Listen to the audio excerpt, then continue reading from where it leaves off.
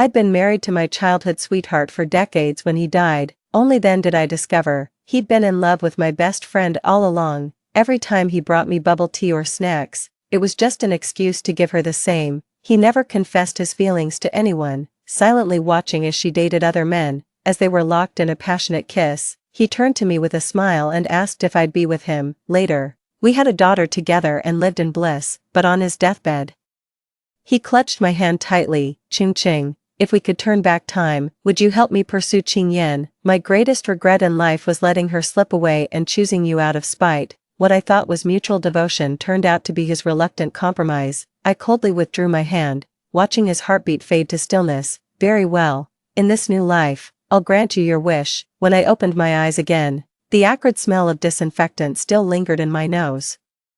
Yet the surroundings had completely changed. Instead of waiting for a death certificate at the hospital, I found myself waking up slumped over a desk. My left shoulder suddenly sagged under a weight. Someone gave me a firm pat on the back. Turning instinctively, I met the smiling eyes of my childhood friend Duan Xiao. Daydreaming. Class is about to start. Didn't sleep well last night. I got you coffee. With that, his desk let out a loud thud.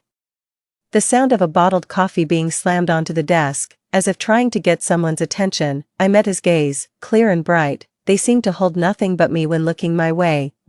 In my past life, it was those same earnest, focused eyes that deceived me into giving all my affection. Recalling his dying words now, I can only feel the bitter irony. I don't like coffee. Looking back, all the signs were there from the beginning. It's Gu Qingyan who loves coffee, never me. Duan Xiao froze. As if bewildered by my unusually stern and direct rejection from someone who always wore a smile, he offered an ingratiating smile. Peering at me cautiously, he asked, "Then what would you like? I'll get it for you after class." My deskmate and bestie Gu Qingyan shot me a glance. Then she flashed Duan Xiao a sweet smile. "No worries, I'd love to drink it. Ching Ching, you can give it to me." The moment she finished speaking, Duan Xiao snapped out of his daze and handed her the other bottle he'd been clutching tightly. "This is for you." An uncharacteristic blush crept across the young man's handsome face. I took in their subtle exchange with a glance. I declined the coffee on the table and gave it to Gu Qingyan. She blinked at me playfully and said, "Basking in our Ching Ching's glory again, aren't we?" But that afternoon, while washing my hands, I overheard her gossiping with other girls in the adjacent restroom. "You know what? She's so fake, flaunting that Duan Xiao cares about her. If it weren't for liking Duan Xiao, who'd even be friends with her?" To escape that toxic love triangle, I asked our homeroom teacher to change my seat. She was staring at my class ranking with concern. "Ching Ching, I know you're a good kid, but you can't just focus on making friends instead of studying. You've dropped 20 places this semester. You used to be in the top 5, at this rate. How will you ever get into a top-tier university, Mr. Zhang?" "That's exactly what I wanted to talk to you about. I'd like to change my seat." Mr. Zhang gave me a surprised look. I was the one who originally asked our homeroom teacher to sit next to Gu Qingyan. I offered to give her a helping hand with mutual study sessions. Her grades improved significantly. Meanwhile, my own performance declined due to lack of focus. That's why in my past life, I only managed to get into a mediocre 211 university, missed my dream school by a hair's breadth. If I could live again, I'd make up for all my past regrets. Stepping out of the homeroom teacher's office, I was surprised to find Duan Xiao waiting for me outside. Since starting high school, he'd shot up like a weed, quickly growing into a tall, handsome young man. I had to tilt my head up to meet his gaze. Duan Xiao pressed his lips together, looking slightly uncomfortable. Then something warm pressed against my arm. Looking down, I saw it was a carton of skimmed high-calcium milk. So he knew what I liked all along, just never bothered to give it to me before. This time I accepted it. Seeing me smile, the tension finally left his face. Just as he was about to speak, I beat him to it. "I asked the homeroom teacher to seat you next to Gu Qingyan. I know you like her, don't waste this chance." Duan Xiao froze in place, his face devoid of joy. I gave him one last glance before brushing past him. The homeroom teacher worked with impressive efficiency. The seats got rearranged right after physics class ended. Never expected I'd end up sharing a desk with Jiang Ji, the top student in our class and grade. He's usually a man of few words. Aside from answering questions, I've never heard him speak. The pencil paused mid-calculation on the scratch paper upon hearing someone would occupy the perpetually empty seat. Just lifted their gaze to glance at me. behind the glasses, dark eyes remained still as stagnant water. That day, I finally managed to attend all classes with undivided attention. The air felt fresher without those two around. Just after evening study session, as I was deep in writing frenzy, a shadow fell beside me. It was Duan Xiao. He called my name with the same familiar warmth as always. Ching Ching, let's walk home together. His voice carried a barely concealed excitement.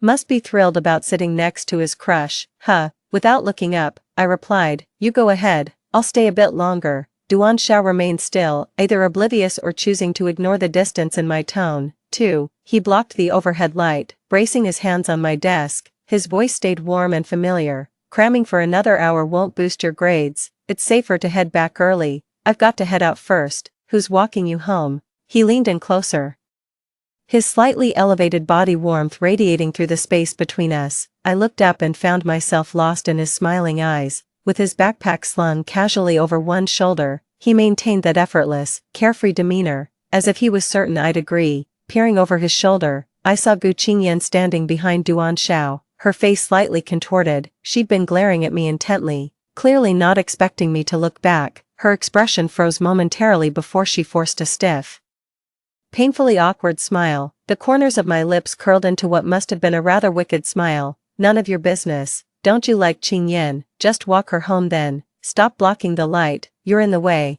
Duan Zhao's face suddenly paled several shades, his fingertips gripping my desk edge flushed crimson from the pressure. His breathing grew slightly ragged, and his eyelashes trembled faintly, called out on his true feelings.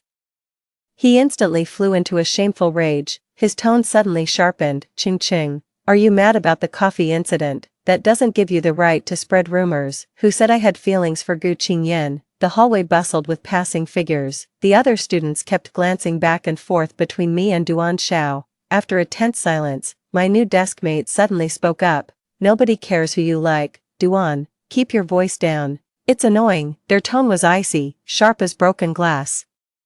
The air hung heavy for several seconds. Someone in the class suddenly snorted with laughter. A wave of hushed whispers spread through the crowd. As murmurs of speculation reached his ears, Duan Xiao belatedly realized and steadied the swaying Gu Qingyan. Before leaving, he gave me a long, lingering look. He took her by the wrist and strode away, witnessed by most of their classmates. From that moment on, the trio's friendship was officially broken. Duan Xiao only brought her breakfast, coffee, and snacks. They went to and from school together, no longer needing me as the awkward third wheel. Their relationship progressed rapidly, growing increasingly intimate. To avoid them, I kept the longest study hours, rising early and staying up late. I finally ranked 5th in class and 20th in grade during the final exams of my second semester in senior high. Holding the report card, I felt a profound sense of control over my destiny. My eyes traveled upward, finally resting on the top line.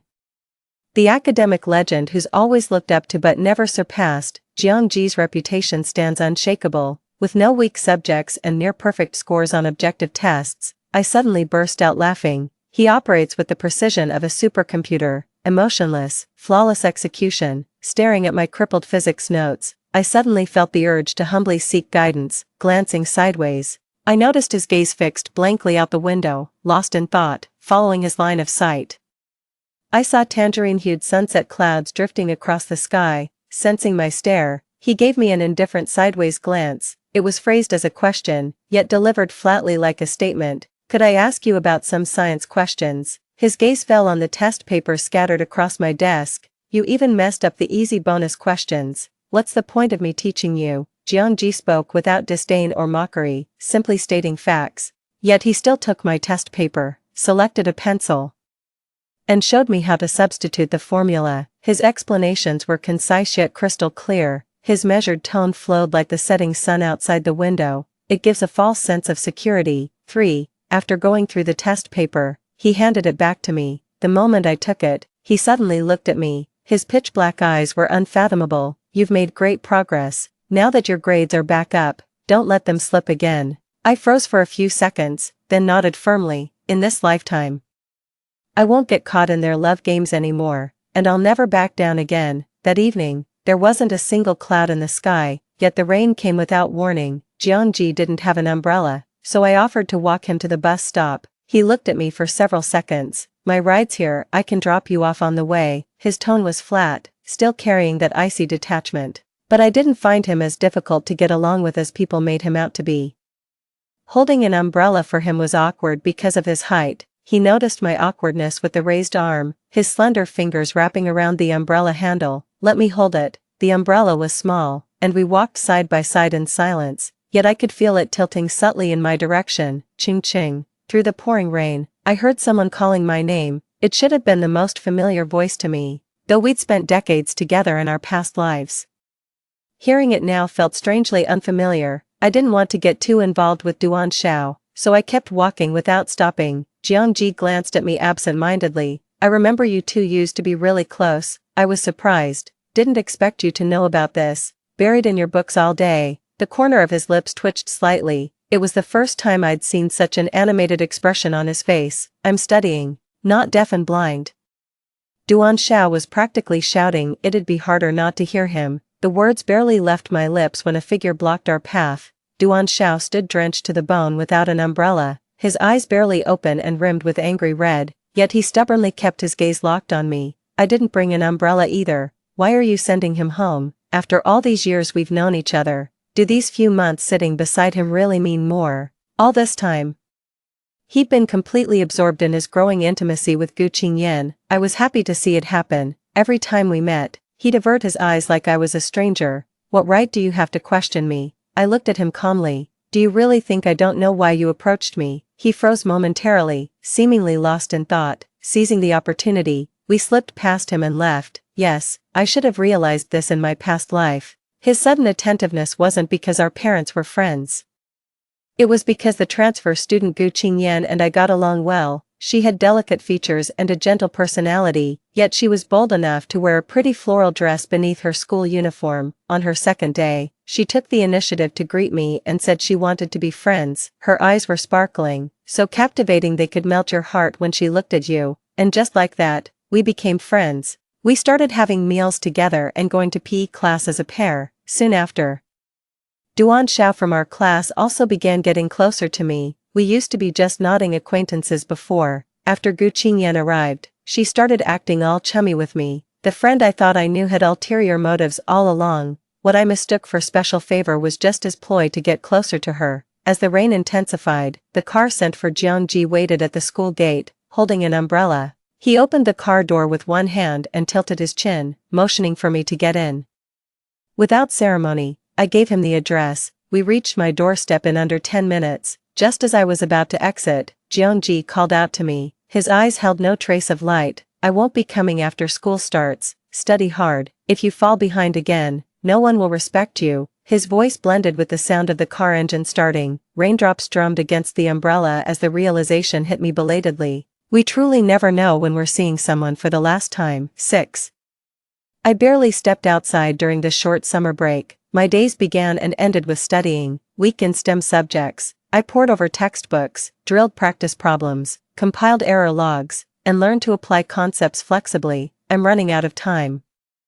Senior year is just around the corner, no room for mistakes. Occasionally, I'd get messages from Duan Xiao. I blocked all his contacts and numbers, yet he got a new phone number. I don't understand why he's so persistent. If he clearly doesn't like me, why waste time on me? But I soon realized, Duan Xiao has feelings for Gu Qingyan, yet he still basks in my timid affections and the way my gaze follows him, reveling in the admiration while still trying to get close to his goddess. Wanting to have his cake and eat it too, he's playing this game crystal clear. I blocked his new number and flagged it as spam. The holiday finally passed without a hitch. We moved classrooms, and the seat next to me stayed empty, just as Jiangji predicted. He never came back to school. Coming from a well-off family, he might transfer schools or study abroad. I was soon assigned a new deskmate, the class's second-ranked student. A quiet and bright girl, her name was Fang Qing. She excelled in STEM subjects but struggled with English. We complemented each other well and often discussed problems after class. Gradually, we became close friends. With her guidance, my physics improved significantly. With my help, her English improved by leaps and bounds. In the first mock exam, she came in first and I was second. The scores were neck and neck, with just a 5-point difference. She joked with me. Thank goodness Jiangji left. Who could possibly outstudy him otherwise? Suddenly, I remembered the composed profile of his face as he worked through problems with focus. That study hard remark came to mind. I'm fired up, determined to become the next academic prodigy and surpass his records. While burying myself in studies, I'd occasionally catch wind of Gu Qingyan's gossip, probably because I wasn't there to explain concepts and highlight key points for her. Gu Qingyan's grades slipped back to the bottom of the class. While everyone else was racing against time to catch up, she focused all her attention on Duan Xiao. The morning marking 100 days until the college entrance exams, in the empty hallway, she confessed her feelings to Duan Xiao. It wasn't yet morning study time, and only a few students had arrived in the classroom. I was sitting by the door. The girl's voice carried a shy yet hopeful tone, though barely audible. It reached my ears. Duan Xiao, I like you. I know Qingqing means more to you. But I still want to fight for my chance. Would you be my boyfriend? Silence fell outside. I was halfway through solving the derivative problem, scribbling calculations rapidly on scratch paper. Duan Xiao's voice carried hesitation. The college entrance exam is coming up. We should focus on studying. We can talk about this after we're in the same city. Gu Qingyan cut him off. Duan Xiao, there's a guy from the next class pursuing me. If you're rejecting me, that's fine. I can always date him instead. There was a brief standoff. Duan Xiao's voice dropped to a whisper. Fine, I promise. I finished writing the last equation and checked it against the answer key. The exact same answer. Fang Qing leaned in and gasped. Wow, you're so fast. Did it only take you 10 minutes? Whoever tops the exam this time treats everyone to dinner. No objections. Right. Before I could respond, my test paper was snatched away. Gu Qingyan's voice was sweet, her smile captivating. Wow, top student, got some great news for you. We're together now. She raised their intertwined hands with a smirk that felt like a challenge. We really owe you for giving us the chance to get close. Fang Qing was utterly dumbstruck,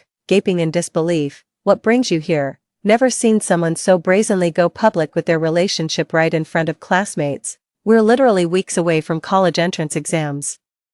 How could she not tell what's more important between future prospects and teenage romance? Both Gu Qingyan and Duan Xiao were staring straight at me. He seemed eager for my reaction, waiting for me to lose my composure, yet I remained calm, even offering a smile and my blessings. Wow, really, you two are perfect for each other. I always thought you'd make a great match. Duan Xiao's expression darkened, the smile freezing on his lips. Qingqing. Qingyan was just trying to help.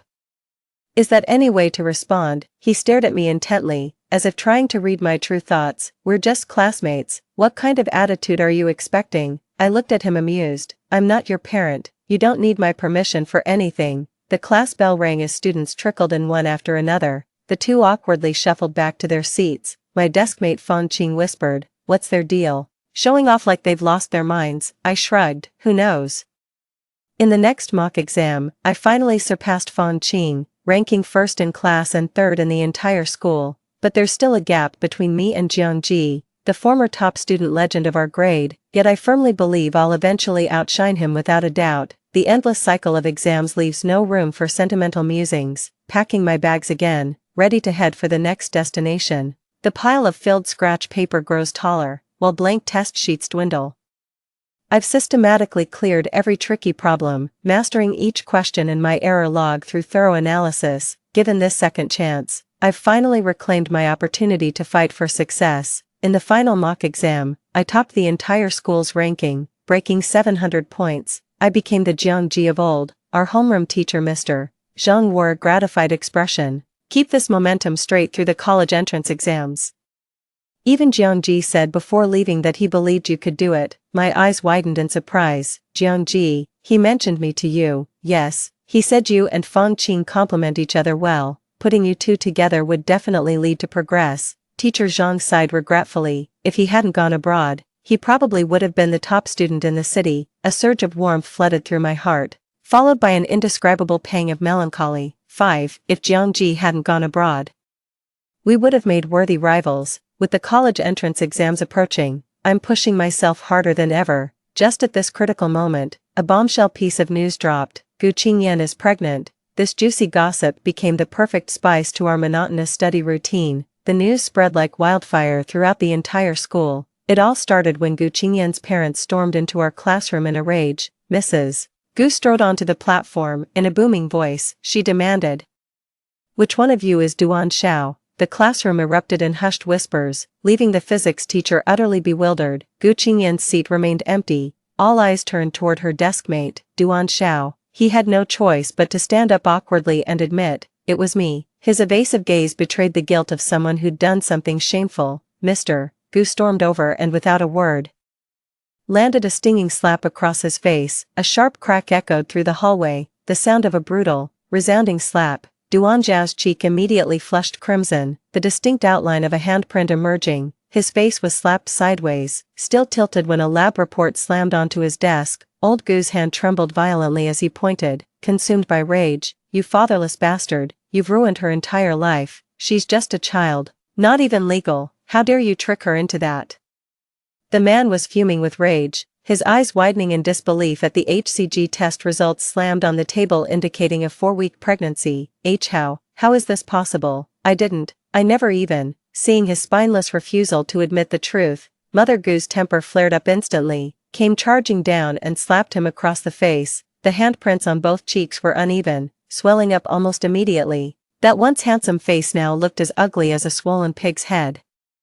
The homeroom teacher arrived promptly with the dean, ushering Gu Qingyan's parents out. Duan Xiao trailed behind, flushed crimson to the tips of his ears, too embarrassed to raise his head. That radiant young man who once shone so brilliantly in my memories, looking back now, it all seems so vulgar and repulsive, utterly unremarkable. At this critical juncture of the college entrance exams, Duan Xiao stopped coming to school. Maybe he couldn't stand the strange looks and whispers from classmates.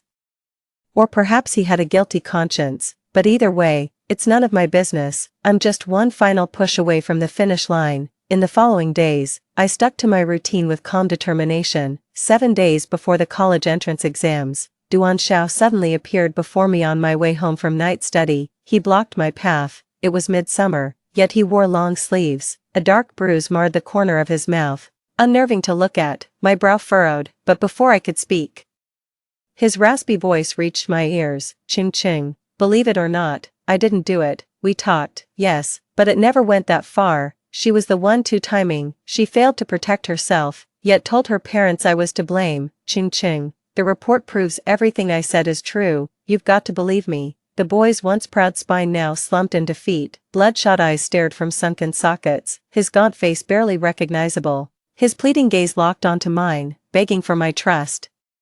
"But what difference does it make whether I believe it or not? Every choice you've made is your own doing. You've no one else to blame, real or fake. It's your life to live, none of my concern." The last glimmer of light faded rapidly from his eyes. What's he so disappointed about? This was literally his dream choice in his past life. Isn't it better without me standing in his way? For the next few days, I took a different route home to avoid running into him. On the day of the college entrance exam, my parents drove me to the test center. Perhaps due to the effects of reincarnation, my memories of the exam questions from my past life had completely faded. The moment the test papers were handed out, I began writing furiously. Those who chase the light will ultimately find their path illuminated. The moment I finished all my exams, I finally let out a sigh of relief. At last, everything was settled. On results day, I logged into the grading website. When I saw my score was hidden, I already had a pretty good idea. Prestigious schools I never dared dream of in my past life all extended their offers to me.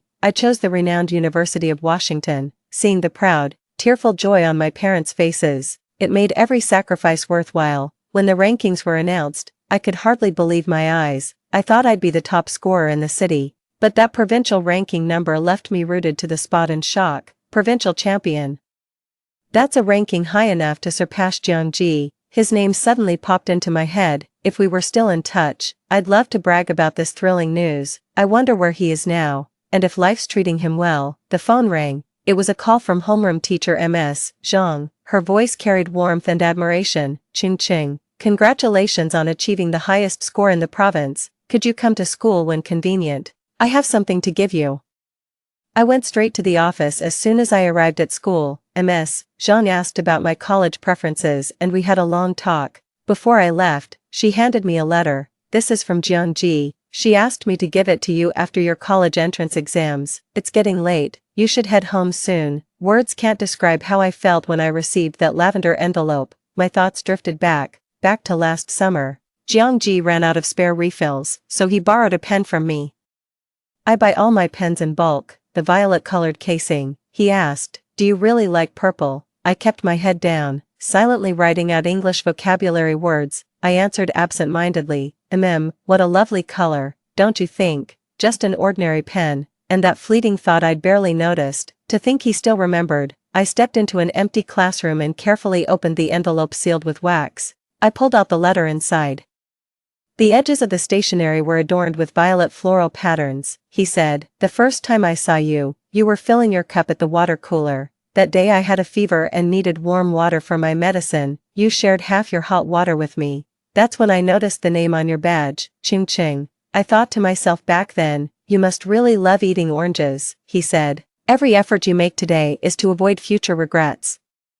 I believe you've achieved what you set out to do. May your path ahead be smooth and your future radiant. It was a very simple letter, 3 pages poured from the heart, yet not a single word about themselves. At this very moment, I hold this rather weighty letter in my hands, yet I feel utterly at a loss. He's not in the class group chat, and no one has his contact information. This letter in my hand is the only connection remaining between us. Lost in thought, my phone suddenly rang.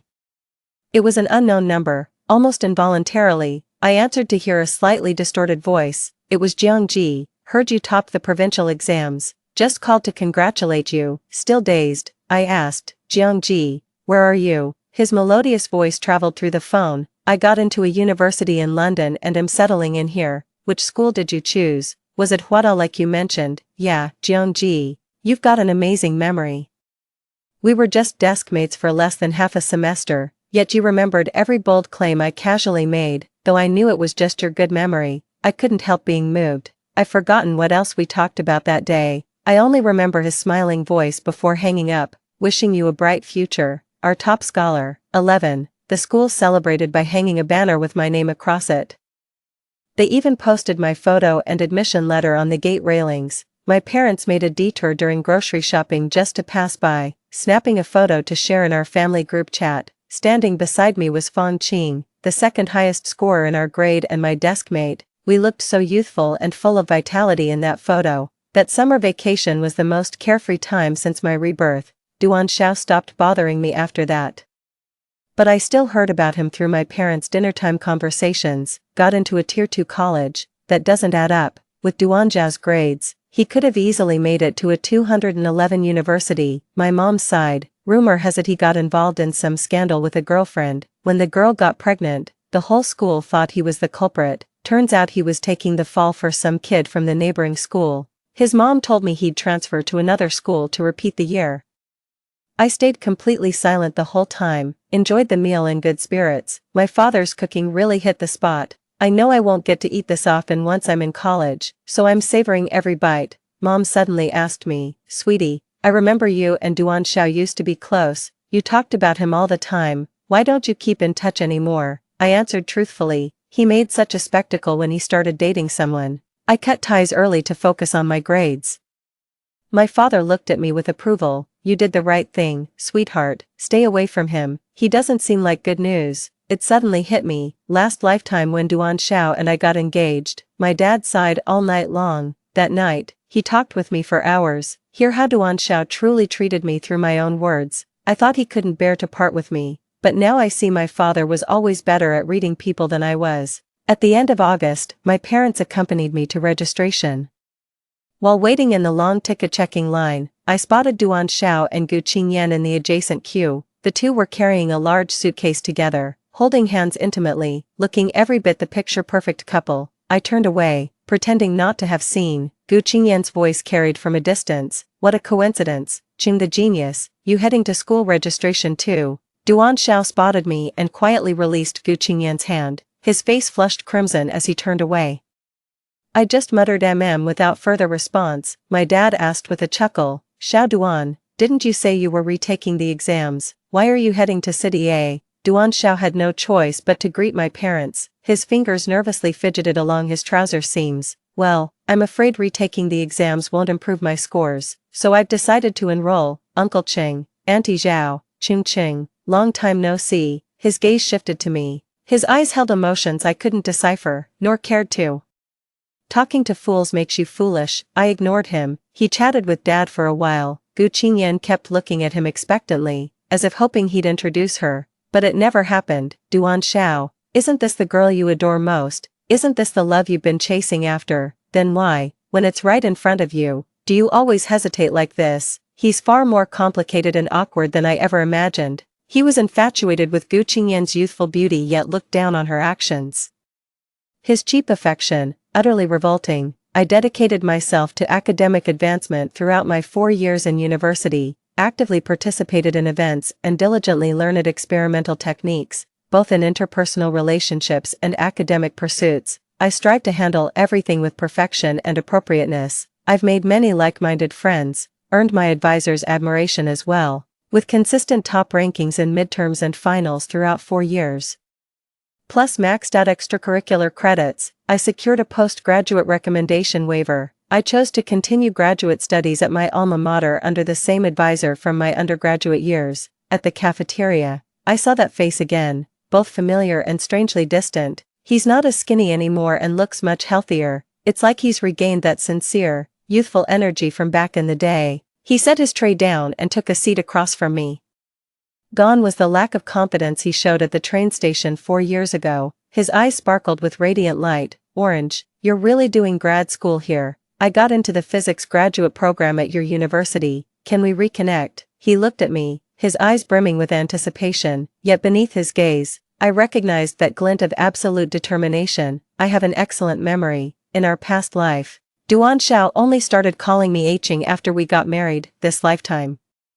Duan Zhao's physics grades suffered because he focused too much on romance, but in our previous life, he nearly aced every major physics exam, the same tone, the same form of address. 7. It made me recognize that the man before me was him from my past life. Sorry, we're not acquainted. Having finished my meal, I picked up my tray to leave. He called out to stop me, lowering his voice. I broke up with her, Ah Ching. After all this time, I still think you're the better one for me. I know you've been reborn too. Can you forgive me? Give me another chance. Most men are cut from the same cloth. They're masters of calculation and scheming. Profit always comes first. Duan Xiao knew that while beautiful women were desirable, a wife should be chosen for her potential and equal standing. In my past life, I had a stable job and was gentle and refined. I took excellent care of him and our daughter. But what good did it do, if I'm given a second chance?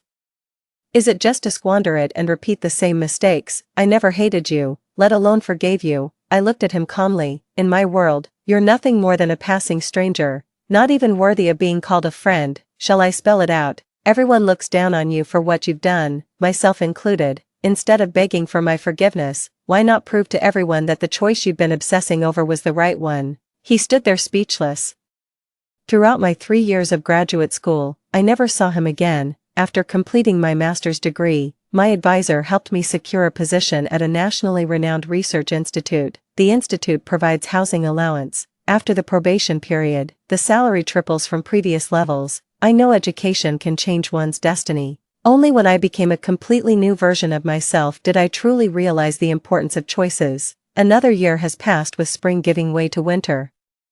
I'm going home for Chinese New Year. It never snows here in winter, just freezing rain. I stepped out of the car with an umbrella, about to retrieve the luggage from the trunk. A slender hand reached it before I could. Looking up, I was startled to see Jiangji after all these years. The last traces of boyishness had completely faded from his face. A high-bridged nose with sharp, refined features. I just visited Teacher Zhang's for New Year greetings and happened to pass by here. What luck running into you. Raindrops fell on his shoulders. I quickly raised the umbrella higher. He set the suitcase down steadily with a faint smile. It's been so long. Don't you have anything to say to me? I snapped out of my daze. You're back in the country. What do you do now? Been practicing medicine for about a year now. That's wonderful. I said sincerely, what a promising career. He smiled. How about you? I work at a research institute, fairly stable. He carried my luggage all the way to the hallway. The old apartment building had no elevator. I closed my umbrella and reached for the luggage. Let me carry these upstairs for you. How about inviting me in for a bit? Though surprised, I didn't turn him down. When my mom saw the face behind me after I knocked, her voice lifted with delight. Oh, you brought your boyfriend home.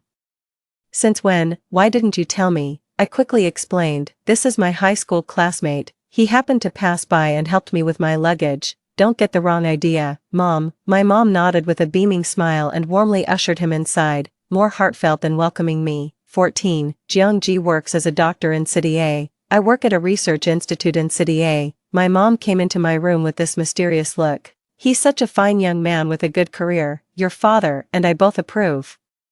Since you're both in City A, you two should get to know each other better. Oh, by the way, Duan Xiao got married last year to his boss's daughter, apparently not that girl from the high-speed rail station. You know what? Your father was right about him. That guy's always been ruthlessly ambitious. I can't deny that being highly driven makes it hard to fail, but I'm petty." Those last words he spoke in his past life. I just can't stand to see him thrive. As if by divine intervention, the heavens seemed to have heard my silent plea. His scandalous gossip sent ripples through the crowd once again. In no time, Duan Zhao's name became the hot topic again in our long-dormant high school alumni group. The gossip was spilled by Duan Zhao's so-called close buddy who still kept in touch with him. The boss's daughter came home early from a business trip and caught him bringing someone home for an affair. She immediately hired a lawyer to gather evidence, got blood tests done at the hospital, and made him leave with nothing. Thankfully, she didn't contract any STDs. The company fired him, leaving him saddled with luxury brand debts. His buddy dropped the bombshell. The mistress he brought home turned out to be none other than Gu Qingyan from back in the day. Absolutely scandalous, straight out of a soap opera. But that's reality for you, human nature laid bare.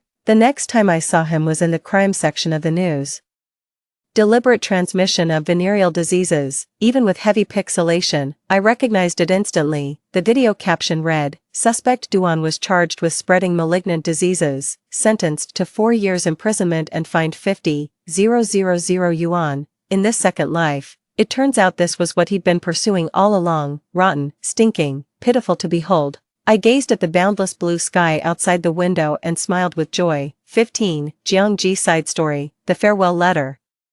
Second year of high school, second semester, that girl became my deskmate. I remember her name, Ching Ching. Saying it aloud reminds me of the orange juice I love. She's bright, but her mind's never really on her studies. I caught glimpses of her gaze always chasing after someone else. Duan Xiao, the most talked about student in our grade. He's great at basketball and decent looking. Her crush on him was obvious at first glance. I quietly pulled out fresh scratch paper to rework the easy problem I'd messed up. I thought that half cup of water she shared with me would be our only connection. Then one day out of the blue, she became my deskmate. There was no room left in my eyes for Duan Xiao or Gu Qingyan. She finally started hitting the books. Her English was excellent, always answering questions with perfect fluency. I just couldn't grasp physics and math. After an exam, she asked me about a problem. That question was textbook material. Way too basic. In the past, I wouldn't even bother plugging in the formula. Seeing the burning curiosity in her eyes, I patiently walked her through the problem step by step. She grasped it immediately. From then on, she frequently came to me with questions. For some reason, I genuinely enjoyed watching her progress. I look forward to the day she surpasses me. With each attempt, her progress becomes more remarkable. As her mentor, I couldn't be prouder. But time flies. Right after sophomore year ended, my parents arranged for me to study abroad. Thinking of that delicate, handsome face, for the first time, I felt reluctant to leave high school life behind. Thankfully, fortune smiled upon me. It rained on the day final exams ended. I had an umbrella, but hid it at the bottom of my bag. When she asked, I told my first lie without batting an eye. I didn't bring an umbrella. She was so kind. As promised, he offered me a ride, returning the favor. I had my driver take her home. I stole one last glance as she stepped out of the car. She'll surely thrive and get into her dream university. I won't be there after school starts. Study hard. If you fall behind again, no one will respect you. May she not lose sight of the bigger picture. 8. Wishing her a future as bright as the stars. My TOEFL score turned out quite well, 108 points. I applied to the same university my father once attended. The revelation sent shockwaves through the assembly.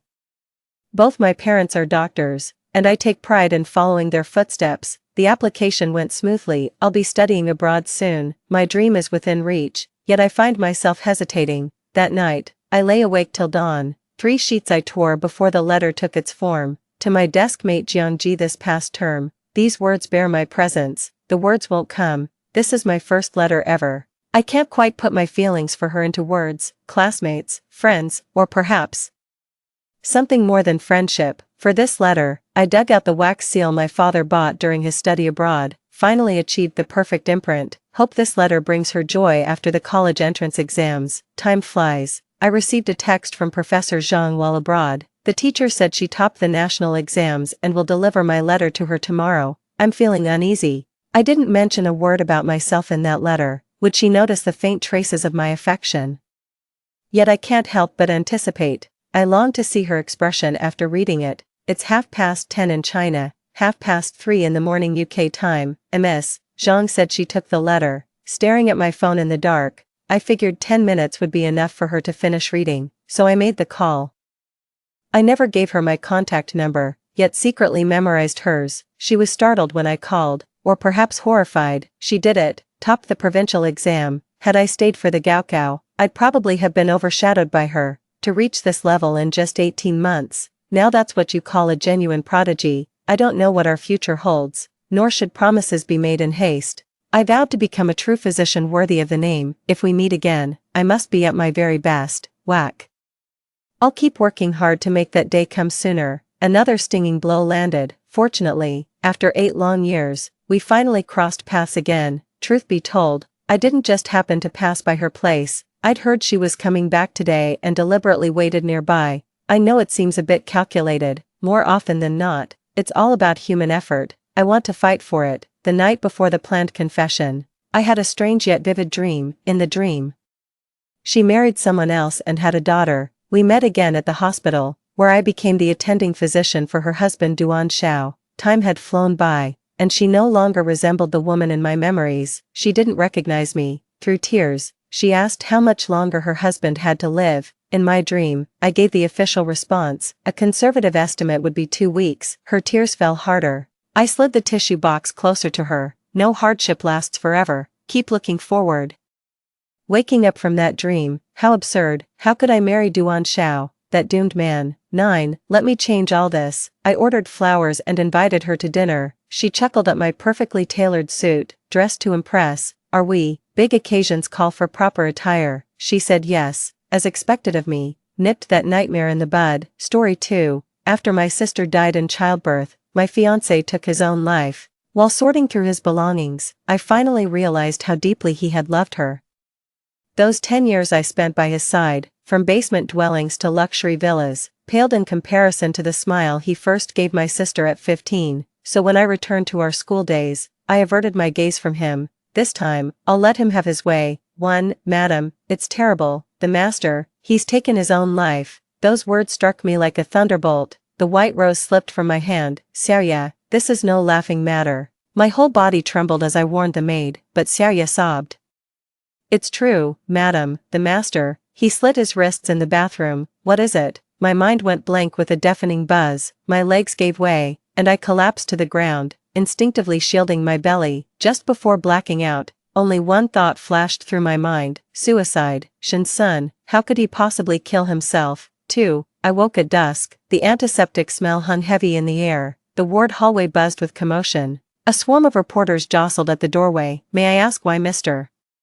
Shen took his own life? Was it due to depression or other reasons? Rumors say Mr. and Mrs. Shen were deeply in love and perfectly matched, yet they never planned to have children after marriage. Was their affection just a facade? What exactly triggered his suicide? The voices outside the hospital room grew louder. The camera flashes were glaringly obvious against the glass. I clutched my head, trying to ease the throbbing pain. The reporters' questions grew increasingly pointed, trying to lure me out of the hospital room for a direct response, but I knew stepping out for an interview now would only make things worse. As the vice president of Shen Corporation, I must maintain control of the situation. I lost track of how much time had passed. The reporters abruptly fell silent. Their noise was replaced by a sharp female voice. Who let you in? Get out now. My heart sank. It was my mother-in-law. 3. She never liked me. She finds me too dull and boring.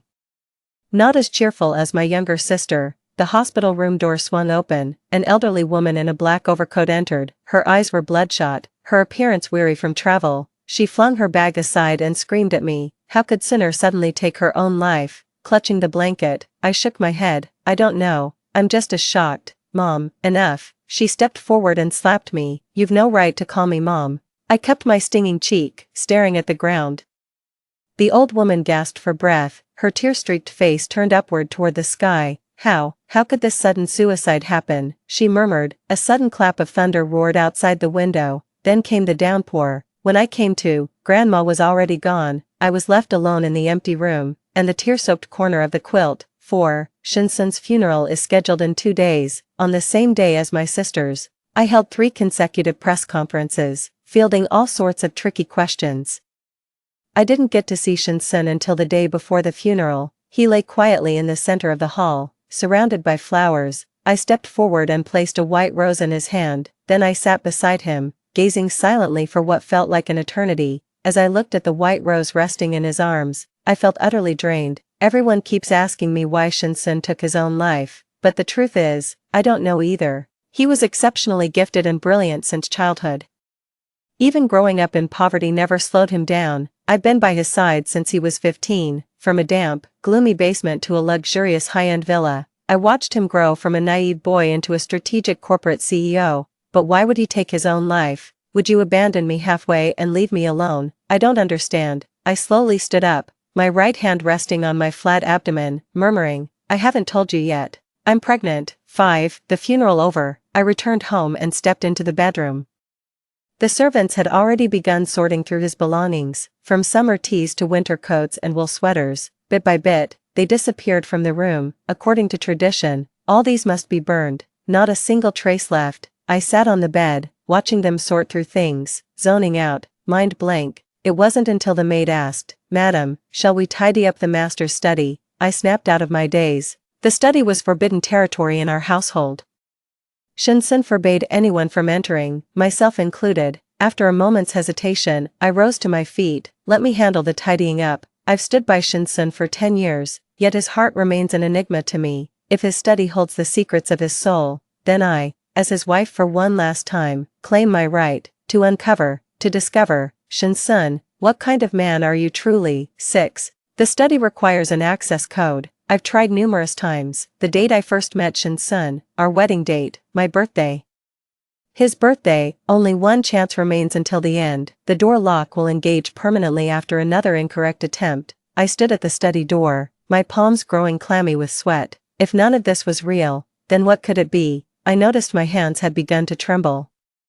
Suddenly, the memory of my 15th birthday flashed through my mind. Only a handful of people came to celebrate with me, Shinsun, my younger sister, and me, plus our usually quiet class monitor who got dragged along last minute. Midnight struck. The sky was pitch black as candles flickered to life. In the 30 seconds of silence after the birthday song ended, I finished making my wish and quietly opened my eyes, only to see Shinsun and my younger sister locking eyes with each other. Then they exchanged a knowing smile. In the candlelight, Shinsun's gaze was exceptionally tender. I thought I had nearly forgotten this memory, but the vivid recollection, clear as yesterday, told me I'd remembered all along. Just don't want to face it. I let out a heavy sigh, my hand slowly reaching for the keypad. Please, just don't. I'm begging you, Shinsun, don't treat our decade together as a joke. My fingers moved stiffly as I typed the numbers. Under my desperate gaze, the door swung open. 7. I stared blankly at the open door. Tears fell onto the floor. A self-deprecating smile tugged at my lips. 8. I stepped into the study. The study was pitch dark with the lights off. I flipped the switch, and the room instantly lit up. The high-wattage bulb banished every shadow, leaving everything exposed before me in stark clarity. The study held no books, only rows of oil paintings lined the walls. I picked one up. Its surface clearly inscribed, Suing, my younger sister. Every object in the room spoke of her. Even the walls were cherry blossom pink, delicate, yet beautiful. I stared at it all in despair, like a lost stray animal with no idea where to go or what to do. Hysterical, perhaps, but Shinsun is already dead. Crushed, but Shinsun is already dead. It suddenly hit me. Nothing I do makes any difference. Hating him or loving him makes no difference. 9. The study faces the rising sun. Now I understand why Shinsun is never by my side when I wake each morning.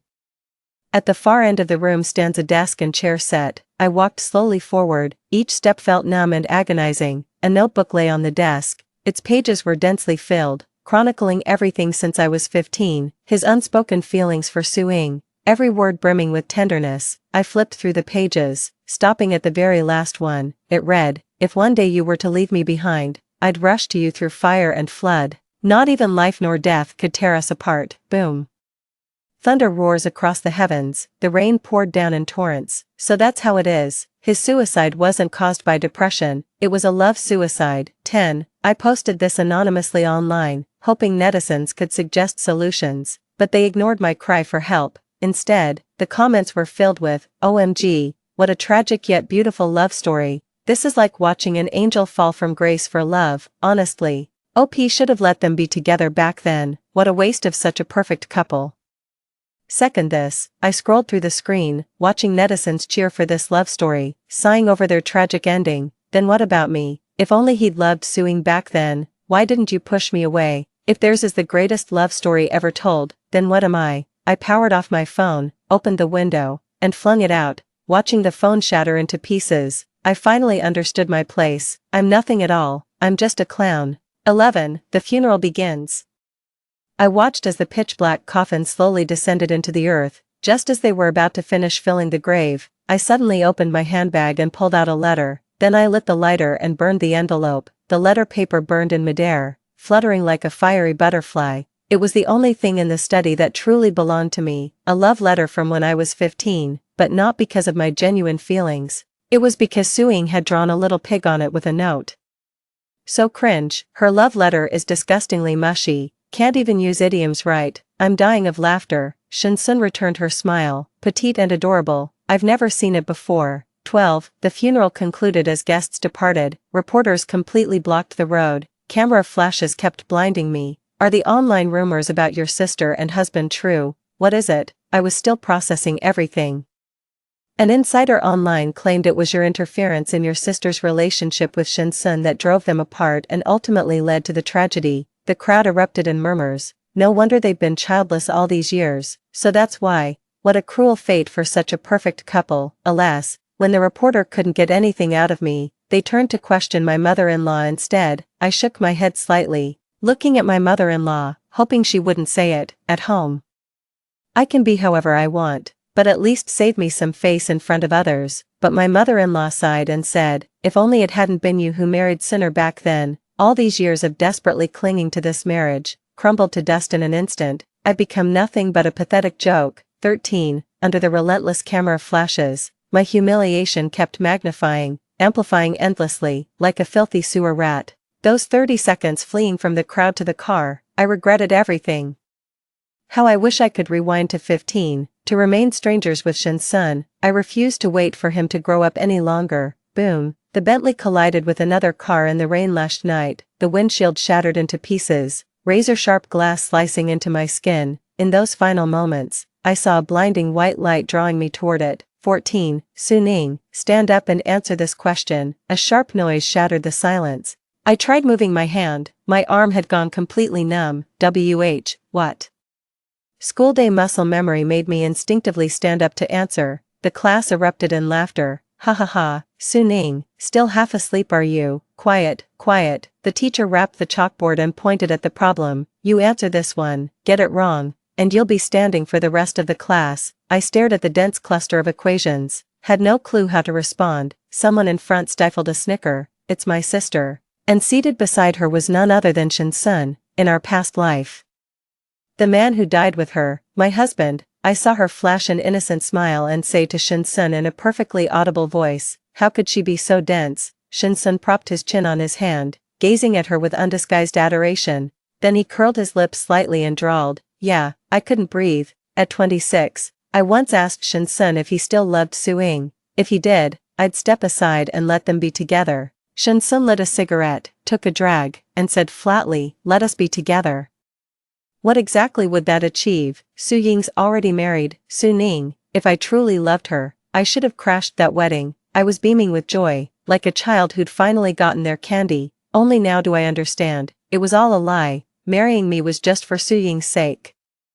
He doesn't love me. When the teacher saw I couldn't answer, she pointed to my younger sister sitting in front. Suing, please answer for your sister. Suing stood up and said gracefully, this problem can be solved using Newton's second law. The answer is 16n. The teacher adjusted his glasses and said approvingly, "Well done, very well done." Then he glanced at me and sighed, "You're like night and day compared to your sister. Take your seat, Su-Ning, go stand at the back of the classroom."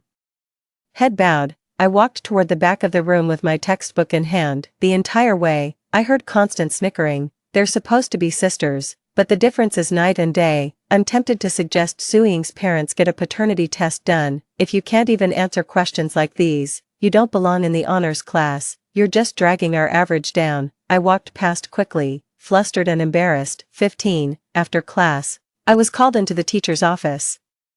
The teacher pointed at my recent mock exam results and frowned. "This won't do, Su-Ning, you need to catch up to your sister's level." She produced another ranking list. Su-Ying and Shin-sun were placed side by side, one ranked second, the other third, while I was stuck at the very bottom. I kept my head down and muttered a half-hearted "Ahm. How about this? I'll find you a tutor to help you out," the teacher said while scrolling through the ranking list, as I watched blankly. In my past life, my tutor was this perpetually annoyed guy. This time around, probably no different. As I was spacing out, the teacher's finger hovered over the top-ranked student. "Let's go with this one, Jiang Xian, your back row classmate," she said. I looked up at her with utter disbelief. Jiang Xian. The sweltering summer breeze swept into the office. Impossible to ignore. Jiang Xian. I stood there dumbstruck. Wasn't he Su-Ying's schoolyard crush from back in the day? 16. Jiang Xian was our class monitor. An undisputed golden boy blessed by the heavens. Back then, Su-Ying threatened to take her own life just to marry Jiang Xian, begging her parents to arrange the marriage, but the Jiang family's wealth and status made our modest lineage beneath their notice. The rejection was inevitable. In the end, Su-Ying relented and married the heir of a conglomerate instead. After attending my wedding with Shin-sun, Jiang Xian went abroad for further studies. We never heard from him again. 17. I returned to the classroom. Sitting at my desk, I stared at the workbook lying before me. It was covered in formulas I no longer recognized. Memories of my past life came flooding back. I abandoned my studies chasing after Shin-sun. Even after pulling strings to get into a prestigious high school, I still ended up at a vocational college. My parents were utterly disappointed in me and completely cut me off after I turned 18. Someone asked them, "If you could pull strings to get me into a top provincial high school, why not do the same for college entrance exams? Even studying abroad would be better than some vocational college." They just chuckled and said, "Raising a child is like making an investment. Why would we waste more resources on Su-Ning? She'll never measure up to Ying. Once you're an adult, if you die out there recklessly, it's none of our business anymore." I gazed out the window, let out a heavy sigh. This lifetime, I don't want to have any more regrets. I want a better future, a future of freedom. 18. Jiang Xian recently took some time off. None of my classmates would help me with the problems. They'd say dismissively, "Even if I explain, you won't get it. Waste of time." Left with no choice, I buried myself in memorizing physics formulas at my desk. A passing classmate glanced at me and sneered. Trying to make a comeback right before exams, where was this effort earlier?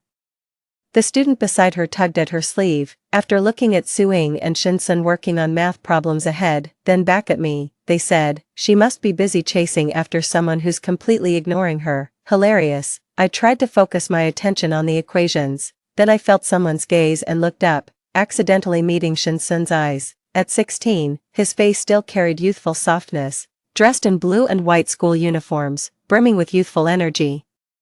Yet the look directed at me was dripping with disdain, as if staring at some revolting insect. "Oh, don't say such things," Su-Ying said gently. "Everyone deserves the right to try." The two classmates who had mocked me immediately changed their expressions. They flashed friendly smiles at Su-Ying. "Su-Ying, you're just too kind. It'll get you into trouble someday." I immediately lowered my head, not because of those veiled sarcastic remarks, but because the scenery before me had blurred. I remembered being 16 in my past life. Shin-sun tutored me. In the sweltering midsummer, he patiently explained those complex problems to me again and again. Sunlight danced through his hair. 16-year-old Shin-sun seemed to glow with radiance. Now, that light appears to have faded. 19. 3 months left until the high school entrance exam. 2 weeks to go before the second mock exam. I'm struggling to catch up on missed lessons, complex physics formulas, mind-boggling math problems.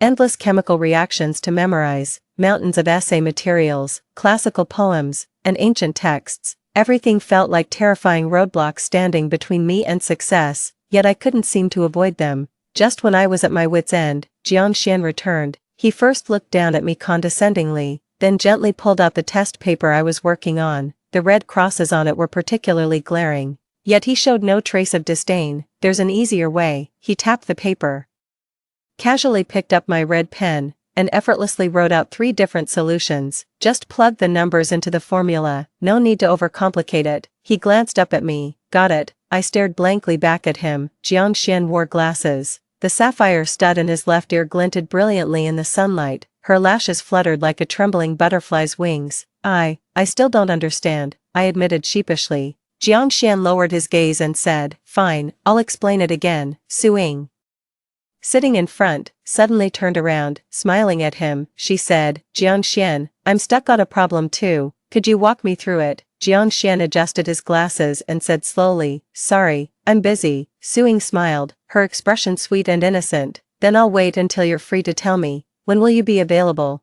Jiangxian said nonchalantly, when I'm reincarnated as a pig in my next life. I smiled for the first time since my rebirth. 20.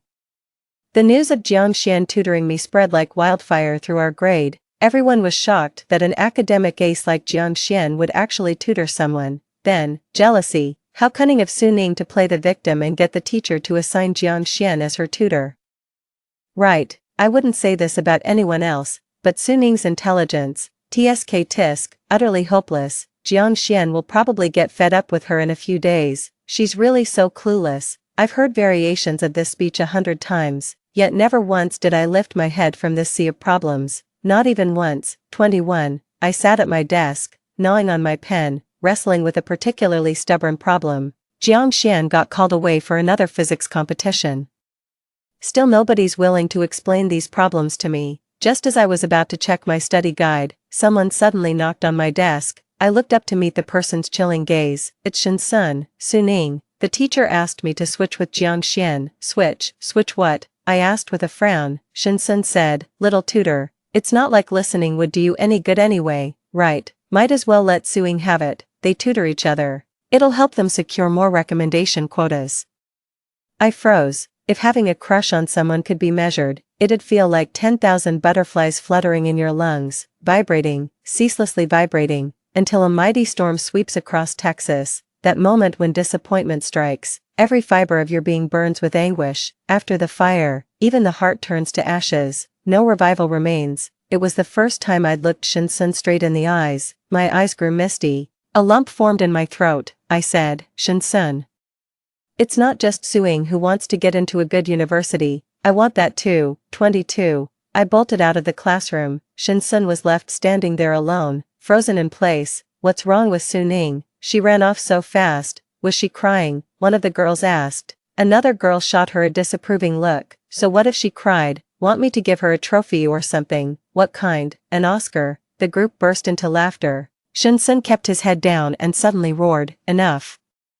The classroom instantly fell dead silent. 23. I rushed into the restroom. In the cramped stall, I wiped my tears haphazardly with my sleeve. After drying my face, I pulled out my vocabulary notebook. Chemistry. I sniffled. Chemistry. 3 days left until the second mock exam. I must win this. 24. The second mock exam is finally over. Jiangxian's competition results were also announced. First place, secured a provincial level direct admission spot. I congratulated him with a smile. Congrats, no more exams for you. Yet he just looked at me calmly. Then he spoke calmly. Are you aiming for the provincial key high school? I replied sheepishly. Of course I want to, but it's probably out of reach. Why? I don't believe in myself, I said slowly. I feel lost about the future. As summer approached, the sunlight outside the window grew increasingly radiant. I gazed at the dappled shadows of trees outside the window, where boys were playing basketball below. Cheers filled the entire campus. Well said, rather than trusting yourself, it's better to trust fate, Jiangxian suddenly remarked. Since I know a bit about palm reading, would you like me to take a look? I turned back and smiled. Give him your hand. Jiangxian took my hand in his, studying it intently. His hand was large and warm. He stared for a long time. I couldn't help but ask, Master Jiang, did you notice something? Only then did Jiangxian raise his head, with a wild grin. He pointed at the lines on my palm with his index finger. It says you'll not only get into the provincial key school, but also university every wish fulfilled, a perfect life. I almost laughed at his nonsense, then I saw the sincerity in his eyes, as if this wasn't meant to be my destiny, it was his promise. 25. The mock exam results are out, I'm still at the bottom. I stood frozen before the ranking list, my heart sinking like a stone, I'm shivering all over. Why? Why does hard work still go unrewarded? My fists clenched as I struggled to breathe. A classmate nearby couldn't resist sneering. Think you're some kind of genius. Dream on, Miss Sue. If you can't cut it, just drop out. With grades like these, high school's pointless anyway. Might as well get married young. I kept my head down, staring at the tips of my shoes. Tears fell, then splattered against the tiled floor and vanished. Don't talk about my sister like that. Suing tugged at her classmate's sleeve. She's been working so hard, staying up late every night. The classmate glanced at the ranking list and smiled. Suing, you're always the most down-to-earth one. Congrats, you've improved again. Maybe you'll get recommended for admission together with Jiang Xian. Suing flashed a sweet smile. Thank you. Before leaving, the classmate added, honestly, you and Jiang Xian make such a perfect match. Just like the main couple in a campus romance novel. Suing didn't argue back. Instead, she blushed even more shyly. Their classmates immediately started teasing them. I slowly stepped out of the classroom, like a filthy rat, spotted by its owner. It fled in panic. 26. I retreated into the restroom again. Once again, I brought my vocabulary notebook with me. Tears kept welling up in my eyes and falling onto the notebook. The letters gradually blurred into smudges. I finally broke down. Curling up and sobbing, after crying, I washed my face. Then I returned to the classroom, only to bump into Jiang Xian at the corner. He was panting heavily, his face flushed, glasses removed, hair still slightly disheveled. He said, Suning, congratulations. I froze. What is it? There was a system error. 3 subjects weren't added to your total. He tilted his head, smiling at me. So congratulations. You're actually 10th. My eyes widened in surprise. 27. So Jiang Xian kept disappearing after class to confront the teacher. He believed in me. Believe me, my efforts are far from empty threats. Even the tiniest bit of progress is more than enough. Yet the teacher simply wouldn't believe it. It wasn't until he contacted the Jiang family that the matter was resolved, finally revealing the truth to me. I was sobbing uncontrollably. Thank you, I said. Really, thank you. 28. I'll work even harder. I want good grades and a bright future. Even when my parents mock me for being just top 10 in class, couldn't even reach the threshold for provincial key schools, yet I kept burning the midnight oil. 29. Finally triumphed in the high school entrance exam. I got admitted to the provincial key high school. The family was toasting in celebration, but not for me. It was for Suing. My parents even threw an admission banquet in her honor. So that's how it is. I wasn't abandoned because I'm worthless. They simply didn't love me. I watched Suing being doted on by her parents, surrounded by flowers and applause. Even Shinsun worked odd jobs for months just for her, all for a bouquet of 99 Australian white roses. With tender eyes, he presented the flowers to her. The crowd erupted in playful cheers. Suing accepted them with a bashful grace. I lowered my head, unable to suppress a mocking smile. In my past life, when Shinsun and I got married, I agonized over choosing the perfect bouquet flowers. Upon learning this, Shinsun merely said indifferently, white roses. I asked him why, but he remained silent. I stubbornly believed he meant to tell me the meaning of white roses, pure and flawless love. Only now do I realize it was truly because of the flower's meaning. But the person you wanted to tell wasn't me, standing in the corner.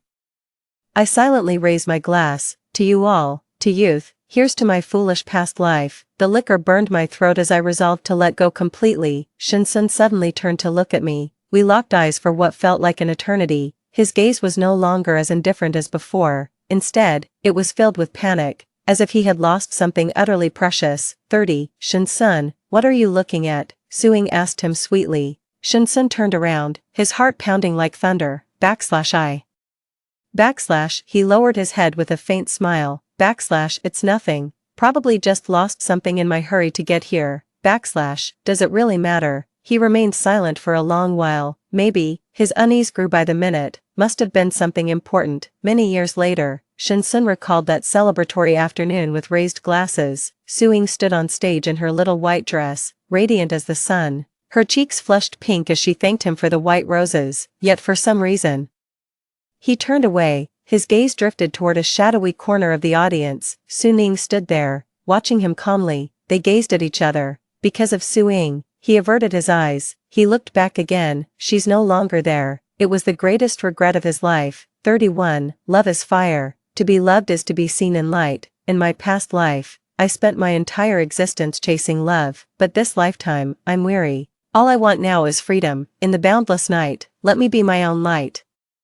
No need for 1,000 lamps, a single flame will suffice. 32. In high school, I studied even harder. With each sprint and every refinement, my academic performance shone brighter. During the second semester of 11th grade, I made the top 5 in my year for the first time. The teacher gave me special recognition. Everyone should learn from classmate Su Ning. The room fell completely silent. I sat nervously in my seat, frozen with panic.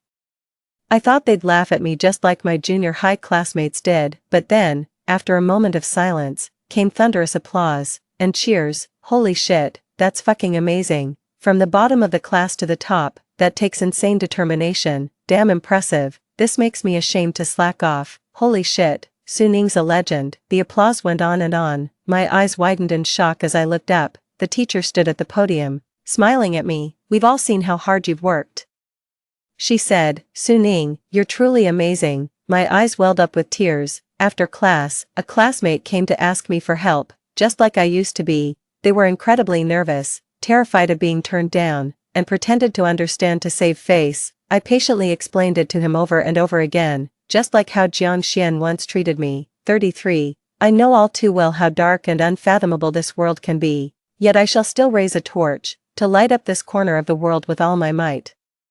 I believe this flame will keep passing on, until the night itself catches fire. The world was bathed in brilliant light, life awakened under the scorching sun. 34. In senior year, Shinsun unexpectedly came looking for me. He looked pale with dark circles under his eyes. I gazed at him calmly. Can I help you? I asked. Then he suddenly grabbed my wrist. Ning, his voice quivered. You did have feelings for me, didn't you? I frowned and took several steps backward. Ning.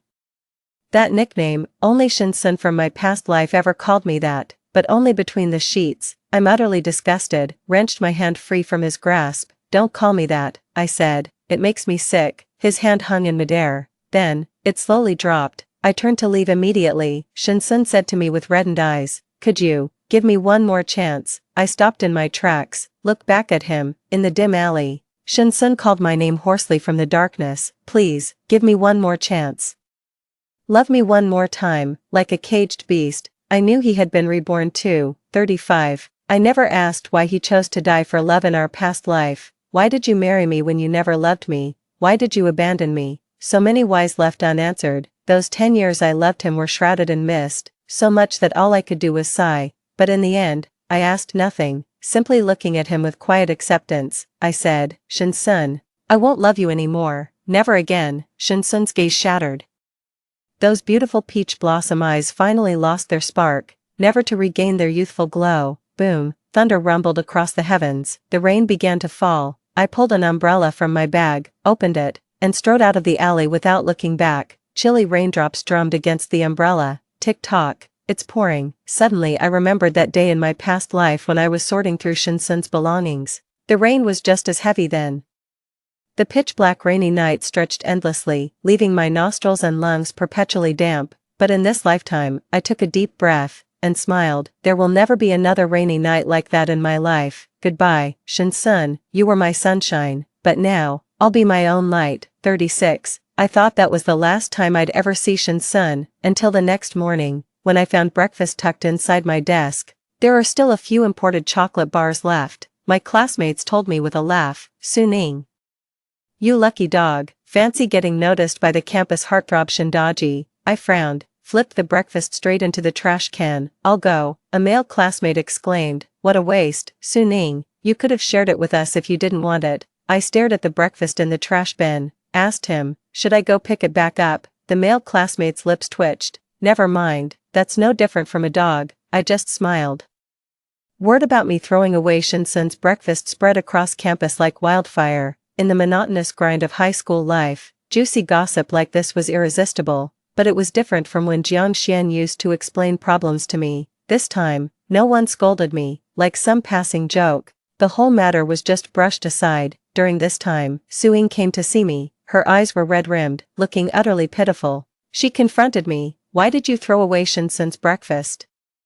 Do you have any idea how much you've hurt him? Flipping through my physics notes, I replied indifferently, no idea, and don't wanna know. /you. Suing slammed the table as she stood up. She pointed at my face, about to say more when my classmate beside me cut her off. My classmate said flatly, Suing, that breakfast was Shinsun's gift to Suning. It's her call what to do with it. The person involved isn't even upset. Why are you getting worked up? Suing was left speechless. She glared at me furiously. Then, with a cold laugh, she said, you'll never measure up to me. The student who came to ask questions adjusted his glasses and asked in confusion, measure what? Specific heat capacity. Suing, glancing at his watch again, he said, are you done with your questions, kid? If so, hurry back to your own class and stop hogging the seat. The classroom erupted in laughter. Suing stormed off in anger. 37. Shinsun kept bringing me breakfast with undiminished enthusiasm, until the second month, Jianxian returned. He glanced at the breakfast on my desk with a complicated look in his eyes. Since then, breakfast never appeared on my desk again. The second week without breakfast, Shinsun cornered me again. What exactly is your relationship with Jianxian? He asked. I shot him a glance. You've no right to question me, I said. Anguish flickered across Shinsun's face. Just as I turned to leave, he grabbed the hem of my shirt. Don't do this to me, he pleaded. His voice trembled, fragile as glass, like a stray dog, yet I felt no pity. I pried his hand off mercilessly. Shinsun, I said, we're practically strangers now. You've crossed the line. He looked up at me with utter disbelief. You promised to love me forever. His voice cracked. In our past life.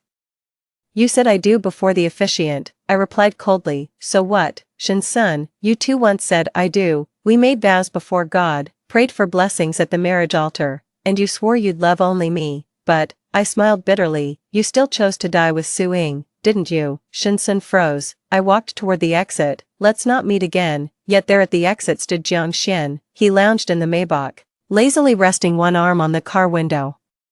A slender hand with faint blue veins held a thin cigarette. I froze. The footsteps gradually slowed. Get in, Jianxian said. I quickly snapped out of it, opened the car door, and got in. Shinsun immediately gave chase. He banged on the already raised window and demanded, what exactly is your relationship? Jianxian cracked the car window open slightly. His eyes burned with icy hostility. None of your business. Watching Shinsun still pestering him relentlessly outside the car. I've made a decision. I leaned into Jianxian and planted a staged kiss on him right in front of Shinsun. 38. The clouds parted as sunlight spilled across the land. Shinsun kept pounding on the car window, trying to stop us. Jianxian gripped my chin instead, deepening the kiss. The lingering scent of cigarettes hung in the car, yet it wasn't unpleasant. Instead, there was a delicate floral fragrance in the air. I didn't push him away. 39. I never saw Shinsun again after that.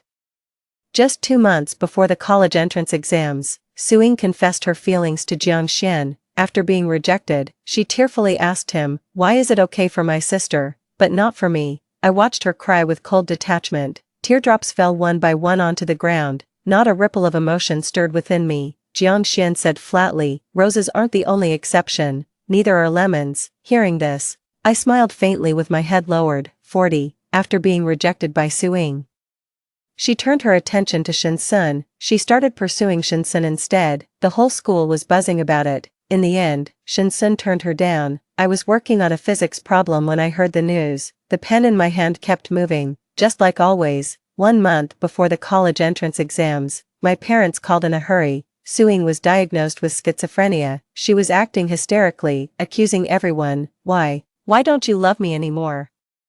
Was all that kindness in my past life just a lie? Mom was sobbing uncontrollably on the other end of the line. She's your little sister. Just humor her. Her sobs were wrenching, yet left me numb. Humor her how? What exactly am I supposed to do? I asked. The sweltering summer approached. The sunset outside the dorm was breathtakingly radiant. I lowered my gaze and said quietly, treating love as life's sole purpose only binds you in self-made chains. Hanging up the phone, I returned to my studies. A gentle breeze drifts in. It scatters the pages on my desk. I write the final character, cap my pen, and look up. Suddenly I remember. in my past life, I pursued love with this same relentless devotion. Never having been loved makes the longing unbearable, so much so that I lost myself. Learning Shin-sun had secretly loved Suing for 10 years shattered me. I can't help but feel sorry for Suing. We fell into the world's thorny snare, mistaking those obsessions for love. We're all cowards shackled by love. 41, June 8, 5 in the afternoon, I closed my pen and took a deep breath. The bell rang. The gaokao is finally over. 10 minutes later, examinees came sprinting out the school gates. The golden sunlight was just right that day. With a gentle breeze in the air, we dashed toward the sunlight, running for our glorious escape. 42, at the school gate, Jiang Xian stood holding a bouquet of flowers. Sunlight spilled over him, dazzlingly radiant, like the edge of a dream. I chuckled, must be nice being a pre-admitted student. Then I took the bouquet. Hydrangeas, may your future be as splendid as brocade, he said. I looked up at him with absolute seriousness. Without a doubt. 43, to everyone's surprise, Shin-sun didn't take the college entrance exams. He overdosed on sleeping pills and turned on the gas at home, attempted suicide, but failed. Upon hearing this, I went to see him for the first time on my own initiative. In the hospital, he lay on the bed, pale and gaunt, looking exceptionally fragile. Seeing me approach, he forced an ingratiating smile. You're here, I asked coldly. Why did you try to kill yourself? Shin-sun lowered his gaze. I need to tell you, he said. Don't give up on me. I'd die for you. Slap, shoving past the protesting nurses. I rushed forward and struck him repeatedly across the face. A mist gradually clouded Shin-sun's lifeless eyes. In your eyes, is life really that worthless? I grabbed him by the collar and snapped. What's the point of dying for someone? Living for someone is the real honor. A gentle breeze lifted the blue hospital curtains. Shin-sun stared at me in stunned silence. I won't be coming to see you again, I said to him before leaving. Goodbye. The hospital room door slowly closed. That was the last time we saw each other. 44. The college entrance exam results are out. Jiang Xian was even more nervous than me. After logging into the score inquiry page, he clasped his hands and bowed to the computer. I chuckled. Since when did you become so superstitious? Jiang Xian said. I've always been superstitious. Come to think of it, that's true. I remember back in middle school, he even read my palm. Time's up. Jiang Xian held my hand solemnly, as if performing some kind of ritual. I asked what he was up to. His eyes crinkled with laughter. Transferring my good luck to you. What if I want all your good fortune? Of course it's for you too. I laughed too. My heart felt like soft cotton. Finally, we clicked the search button together. Jiang Xian looked at the scores and said, Suning, you're truly amazing. My eyes gradually welled up with tears. I said, of course I'm amazing. Then added, Jiang Xian, what is it? Jiang Xian gave a quiet in response. 45.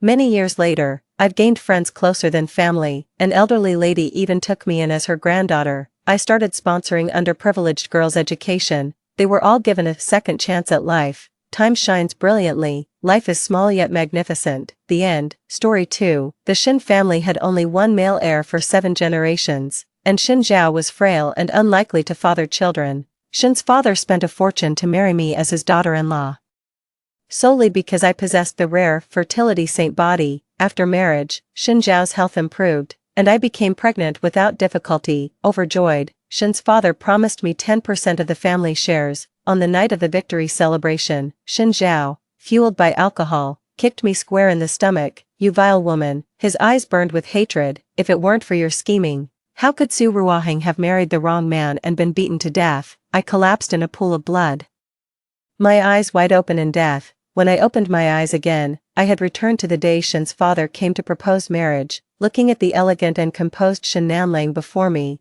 I smiled lightly and spoke. Mr. Shin, rather than pinning your hopes on your sickly son to carry on the family line, how about I marry you and bear you a few healthy heirs? Excruciating pain exploded from my abdomen, like a sharp knife violently churning inside me.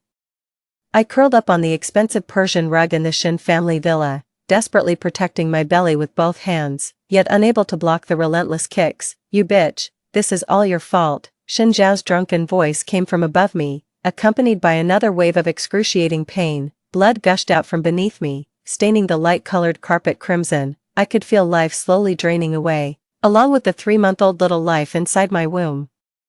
If it weren't for you swindling and colluding with others to claim you were a fertility goddess, My father wouldn't have forced me to marry an old woman like you, and Su Ruohang wouldn't have married the wrong person and ended up beaten to death. Shen Zhao's voice was filled with twisted hatred. My vision began to blur as my consciousness gradually scattered. So that's how it is. So he's always hated me. The Shen family had only one male heir for 7 generations.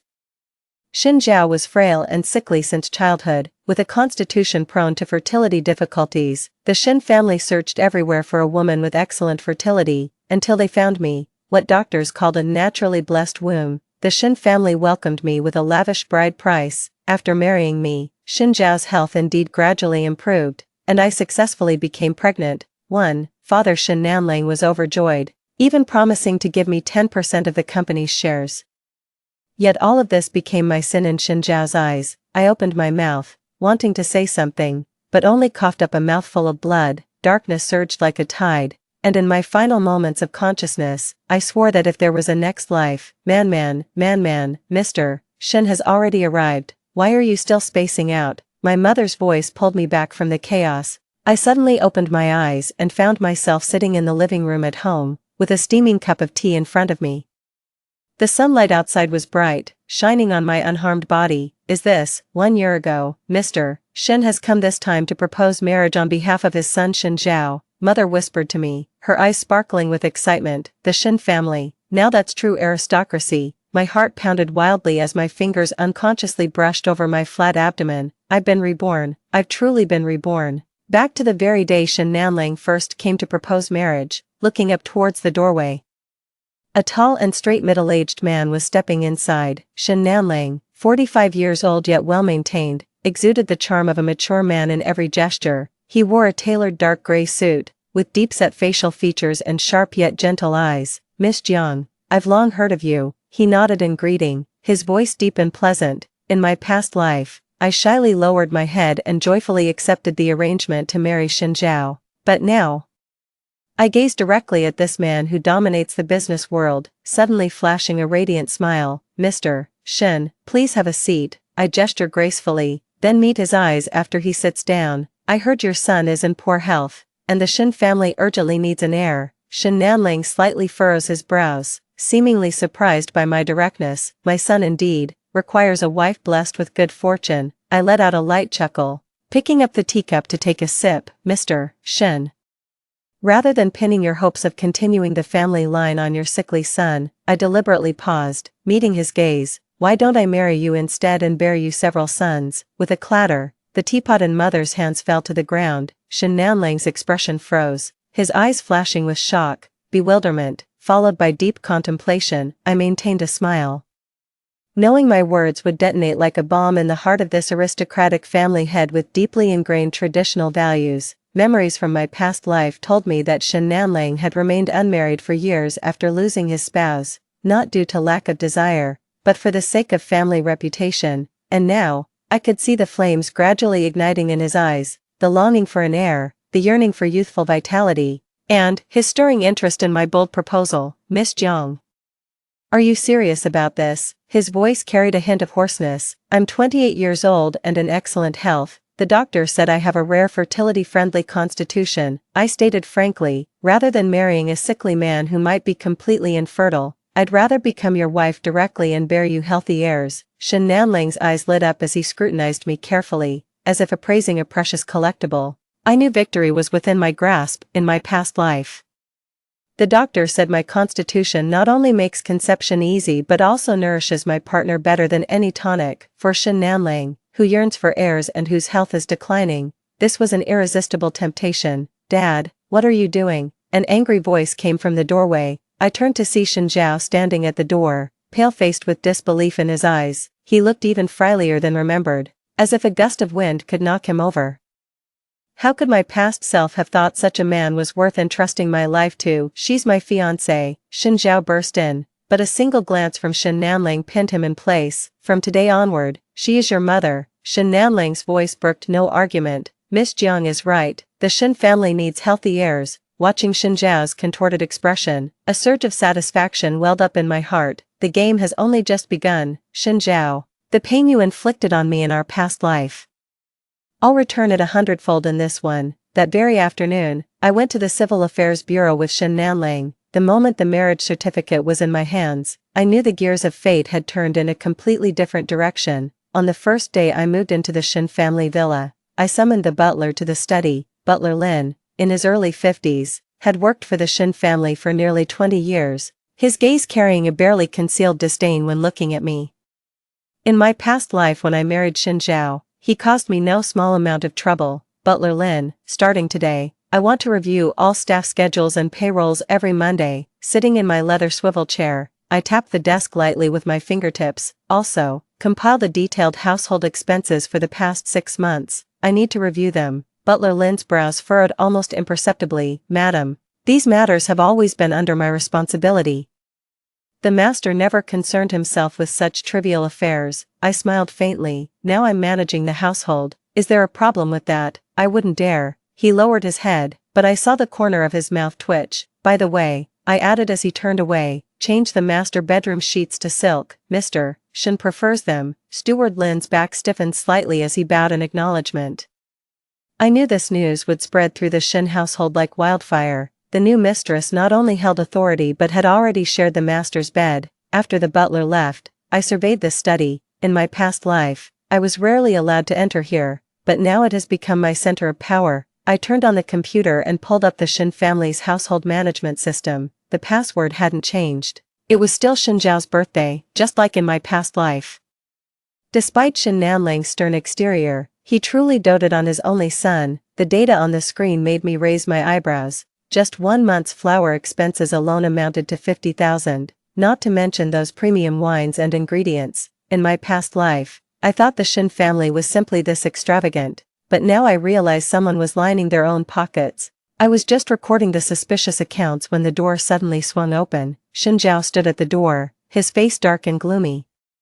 What do you want? I didn't look up, continuing to stare at the screen. Did you think marrying my father would give you free rein in the Shin family? His voice was low, laced with threat. Only then did I raise my eyes to look at him. Shin Zhao, knocking is the most basic courtesy. Also, you should call me mom, or at least auntie. His face instantly turned ashen as he strode to the desk, slamming both hands on the surface. Stop dreaming. You're just a purchased breeding machine. I met his gaze calmly. Then what are you? A worthless man who can't even reproduce. Shin Zhao's pupils constricted violently, his right hand raised to strike. I didn't flinch, merely raising my voice. Mr. Shin, your son is about to hit your wife. Shin Zhao's hand froze midair as he turned to look at the doorway. Shin Nanling stood there at some unknown moment, his face terrifyingly dark. Get out, he said to Shin Zhao, his voice as cold as ice.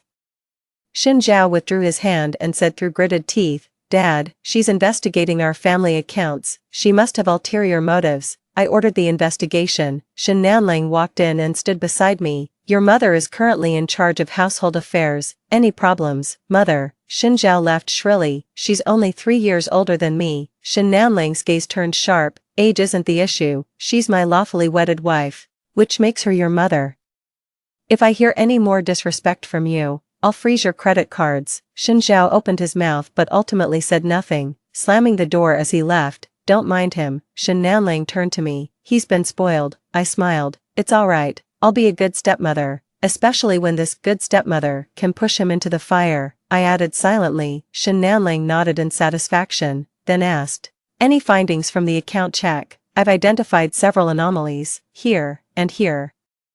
The expenditures are significantly higher than market prices. Also, I pointed at the screen, there were 3 large purchases last month, but the household inventory records don't match. Shin Nanling's gaze turned cold. Steward Lin, don't alert the enemy yet, I said softly. I'll continue investigating to obtain solid evidence. He gave me an appreciative look. You're more capable than I imagined, just doing my duty, I said modestly, then changed the subject. By the way, I've looked into the Su family's background. Su Ruohang is 24 this year, just returned from studying in England, comes from a clean family background, and the marriage alliance with Su Group would also benefit the Shin family. Shin Nanling said thoughtfully, you're really quite concerned about Shin Zhao's marriage. Of course, I smiled virtuously. Although he doesn't acknowledge me as his mother, I've always treated him as my son. Shin Nanling moodily grasped my hand.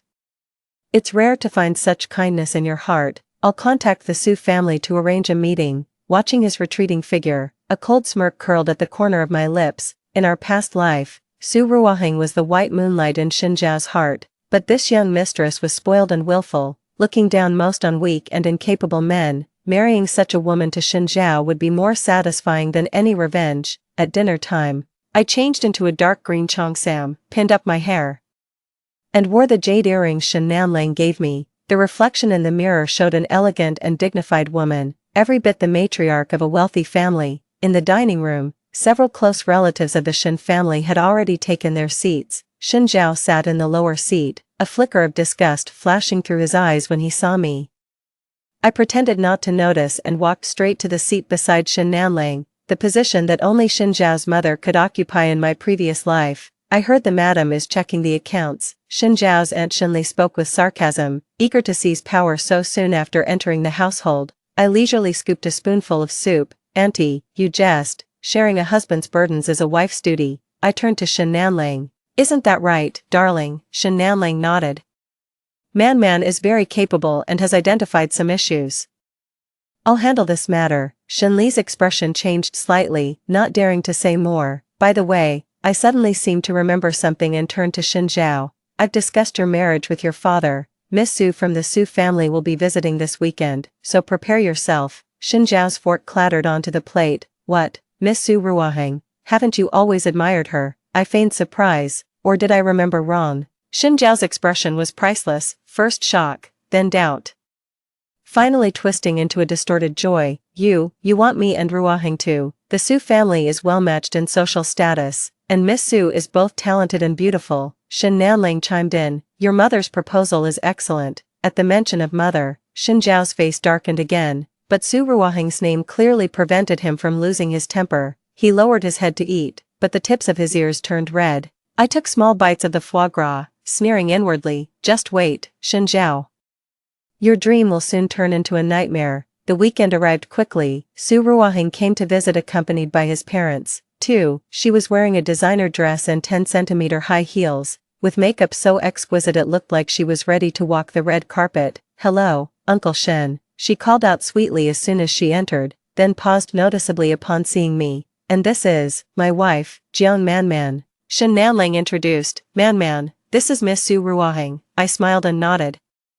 Miss Su is indeed as beautiful as the rumors say. Su Ruohang forced a smile, but his gaze kept drifting towards Shin Zhao. Shin Zhao had dressed up specially today, but his pale complexion and frail frame appeared diminished next to the towering Shin Nanlang. During the luncheon, Su Ruohang's parents showed great enthusiasm for this marriage arrangement. Though the Su family could be considered wealthy, they still fell short when compared to the Shin clan.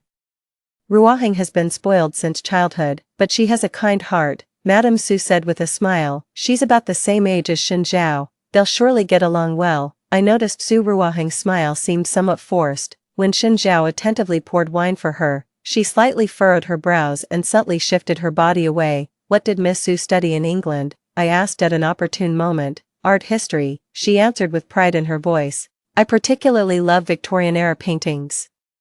What a coincidence, Shin Zhao also enjoys art, I said with a smile. He's collected quite a few reproductions of famous paintings, right, Shin Zhao? Shin Zhao froze for a moment before hurriedly nodding. Why yes, I especially like that, Mona Lisa. Su Ruohang's mouth twitched. That's from the Renaissance period, by Da Vinci. The atmosphere turned awkward for a moment. Shin Zhao flushed red, while the disdain in Su Ruohang's eyes became even more apparent. After the luncheon, while the elders were chatting, I deliberately steered Su Ruohang and Shin Zhao to take a walk in the garden. Through the floor-to-ceiling window, I saw Su Ruohang walking ahead with arms crossed, while Shin Zhao followed step by step like an attendant. It seems they're getting along well, Shin Nanlang remarked with satisfaction. I smiled faintly. Yes, they make a perfect match. A month later, Shin Zhao and Su Ruohang's engagement ceremony was grandly held. As the lady of the Shin household, I handled everything meticulously, from venue decoration to guest lists, leaving no detail unattended. Shin Nanlang grew increasingly reliant on me, even publicly referring to me as his virtuous helpmate. At the engagement banquet, Shin Zhao wore a custom-tailored suit, yet still couldn't carry off that upright demeanor. Su Ruohang was stunning in a white dress, but the reluctance in her eyes was already impossible to conceal. Congratulations, Shin Zhao. His cousin Shin Ming patted his shoulder with a wink. Su Ruohang is famously fiery-tempered, can you really handle her? Shin Zhao forced a smile. Ruohang is actually very gentle, really. Shin Ming motioned with his chin toward the distance. Then why has she been chatting so happily with that model all this time? Following his gaze, I saw Su Ruohang laughing and chatting animatedly with a tall, handsome young man, occasionally placing her hand on his arm. Shin Zhao's expression instantly darkened. I'm going to check it out, he said through gritted teeth. I quietly followed, hiding behind a pillar to observe. Shin Zhao walked over to Su Ruohang's side and whispered something. Su Ruohang frowned. What's wrong with me chatting with friends? Is it any of your business? But today is our engagement day. Shin Zhao's voice carried a pleading tone. So what? Su Ruohang sneered. Should I kneel down and thank you for your great favor? She deliberately raised her voice. If it weren't for my father forcing me, who would want to marry a sickly weakling like you? Shin Zhao stood frozen in place as if struck by lightning. Su Ruohang walked off arm in arm with that model, leaving without a second glance. I appeared at just the right moment, pretending to have just passed by. Shin Zhao, what's wrong? You look so pale. He suddenly turned to me, his eyes filled with resentment. Are you satisfied now? Is this the wonderful marriage you found for me? I put on an innocent face. What's wrong? Doesn't Miss Su like you very much? Like, Shin Zhao sneered. She looks down on me completely. It's all your fault. You did this on purpose. Shin Zhao. Shin Nanling's voice came from behind. Mind your manners. Shin Zhao closed his mouth, but the fury in his eyes was almost palpable. I held Shin Nanling's arm and whispered, the child might be too nervous. After all, it's their first engagement. Shin Nanling patted my hand and said, you're always so understanding. That evening, the Shin family held a small family banquet to celebrate the engagement. Shin Zhao excused himself from attending due to discomfort, while Su Ruohang did show up but remained absent-minded throughout, constantly checking his phone. I heard Shin Zhao has always been in poor health. Su Ruohang suddenly asked during the meal, what exactly is the issue? The dining table fell silent. Shin Nanling set down his wine glass. He's just somewhat frail, proper rest will help him recover. Is that so? Su Ruohang raised an eyebrow. Then why did my friend say he has long-term medical records at Renhe Hospital, and that she suddenly stopped, as if realizing she'd said too much. Shin Nanling's gaze turned sharp. Who is this friend of yours? Su Ruohang flustered. Just a friend who studies medicine. I mediated at the right moment. Miss Su is just concerned about Shin Zhao. Here, try this lobster, flown in fresh from Australia this morning. After the dinner, Shin Nanling summoned me to the study. Su Ruohang isn't simple. She's investigating Shin Zhao. It's normal for young people to get to know each other before marriage. I poured him a cup of tea. Shin Nanling shook his head. It's not that simple. I suspect she has ulterior motives. He pondered for a moment. But what's done is done. The engagement can't be cancelled. The Shin family can't afford to lose face. I secretly rejoiced in my heart. This is exactly what I wanted, a marriage full of suspicion and resentment. By the way, Shin Nanling suddenly changed the subject. How have you been feeling lately? Any particular reactions? I knew what he was asking. Since getting married, we've hardly taken any contraceptive measures. In my past life, I became pregnant within 3 months of marrying Shin Zhao. This lifetime should be similar. No signs yet. I touched my flat abdomen, but the doctor said my constitution makes conception easy. It shouldn't take long. A glimmer of anticipation flashed in Shin Nanling's eyes. Just name any nourishing supplements you need, I'll have them prepared. You're so good to me. I leaned against his shoulder, concealing the coldness in my eyes. The next morning, I deliberately ran into Shin Zhao when he woke up. He had dark circles under his eyes, clearly having stayed up all night. Shin Zhao, why didn't you come for dinner last night? I asked with concern. Are you feeling unwell? He looked at me coldly. Stop pretending. I know you orchestrated all this. I blinked. Design what? Ruohang never wanted to marry me, he growled in a low voice. You knew all along, didn't you? I sighed. Shin Zhao. Marriage is a matter of parental orders and matchmakers' words. Miss Su might need time to adjust, but feelings can develop. I deliberately paused. Or perhaps, you wish to follow your father's example and marry a wife 17 years your junior. Shin Zhao's face turned livid, his fists clenched audibly. One day, I'll make you regret this. Jiang Man, mind your tone, son. I smiled. Don't forget, I'm your mother now. Watching his furious retreating figure, my mood soared. This is just the beginning, Shin Zhao. Every ounce of pain you inflicted on me in our past life, I'll return to you bit by bit. Returning to the bedroom, I stood before the full-length mirror and gently touched my abdomen. Soon, very soon there will be good news. When that time comes, Shen Zhao's status in the Shen family will plummet, and only then can my revenge plan truly unfold. The morning sunlight filtered through the sheer curtains into the bedroom. I opened my eyes to find Shen Nanling already up and gone from beside me. Reaching for the thermometer on the nightstand, I habitually began monitoring my basal body temperature, a crucial indicator for conception. The thermometer shows 36.7 degrees, 3 degrees higher than yesterday. The corners of my mouth involuntarily turned upward, based on past experience. This is a sign that ovulation is approaching. Rolling out of bed, I took the prenatal nutrition pills from the drawer and swallowed them with warm water. In the mirror, my complexion looked rosy, my skin smooth. My 28-year-old body is at the optimal age for childbearing. I gently caressed my flat belly, imagining the new life that will soon grow within. In my past life, I only carried one child before Shen Zhao killed me. In this life, I will make the Shen family change completely. My phone vibrates, a message from the private investigator. Target's recent activity records and medical files obtained, encrypted data sent to your secure email. With a faint smile, I lock the bathroom door and open my laptop. The file package from the detective contained Shen Zhao's recent movement records, call logs, and, what concerned me most, his complete medical records from Renhe Hospital. The medical records were dense with professional terminology, but a few key phrases jumped out: oligospermia, low sperm motility, congenital physical weakness. Flipping to the end, the doctor's conclusion was particularly glaring: natural conception probability below 5%, assisted reproductive technology recommended. I let out a cold laugh, continuing to browse through the materials sent by the detective. Shen Zhao's recent call records caught my attention. One number appeared frequently, mostly late at night. I noted down the number and sent it to another contact. Find out who owns this number, the sooner the better. Just as I closed the laptop, there was a knock at the door. Madam, breakfast is ready. It was the voice of the maid. Xiaohe, got it, I'll be right down. In the dining room, Shen Nanling was reading a financial newspaper with black coffee and whole wheat toast in front of him. Seeing me enter, he put down the newspaper. Did you sleep well? Very good. I walked over to him and gave him a light kiss on the cheek. 3. This action had become a habit. Though initially it was just for the servants to see, Shen Nanling handed me a document. Take a look at this. I opened the file. It was information about a medical equipment company that the Shen Group planned to acquire. In the previous life, this acquisition deal failed due to the other party concealing patent disputes, causing the Shen Group to lose tens of millions. There's a problem. I pointed at the patent list. The patent for this core product expires next year.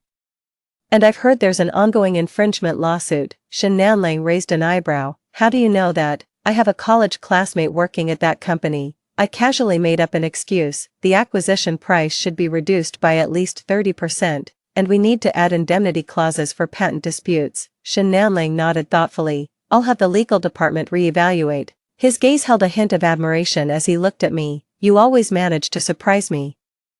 I smiled without speaking. This is just the beginning, Shen Nanling. In my past life, being constantly exposed to Shen Zhao's influence, I became thoroughly familiar with the operations of the Shen Group. In this life, this knowledge will become my sharp weapon to establish myself in the Shen family. Shen Zhao staggered into the dining room, his face as pale as a ghost. He had dark circles under his eyes and was still wearing yesterday's clothes, all crumpled as if he had slept on the sofa. Staying up late again, Shen Nanling frowned. Shen Zhao didn't answer, walking straight to the coffee machine and pouring himself a full cup of black coffee. What about Miss Su? I asked deliberately. Why didn't she come for breakfast together? Shen Zhao's hand trembled slightly, spilling coffee on his skin, yet he seemed unfazed by the heat. None of your business, Shen Zhao. Shen Nanling shouted sternly. Apologize to your mother. She's not my mother. Shen Zhao whirled around, slamming the coffee cup onto the table with a bang. Don't you find it disgusting to marry a woman only 3 years older than me? The servants in the dining room all lowered their heads, pretending not to hear. Shen Nanling's face darkened ominously as he slowly rose to his feet. Come to my study, now. Shen Zhao gave me a provocative glance before following his father out. I spread jam leisurely while pricking up my ears to listen to the commotion upstairs. Soon, faint sounds of roaring and objects being thrown could be heard. 20 minutes later, Shen Zhao stormed out of the study in a rage, slamming the door behind him. When Shen Nanling came downstairs, his expression had returned to calm, but the veins on his temples betrayed his anger. He needs to reflect seriously, Shen Nanling said coldly. I've frozen his credit card for 3 months.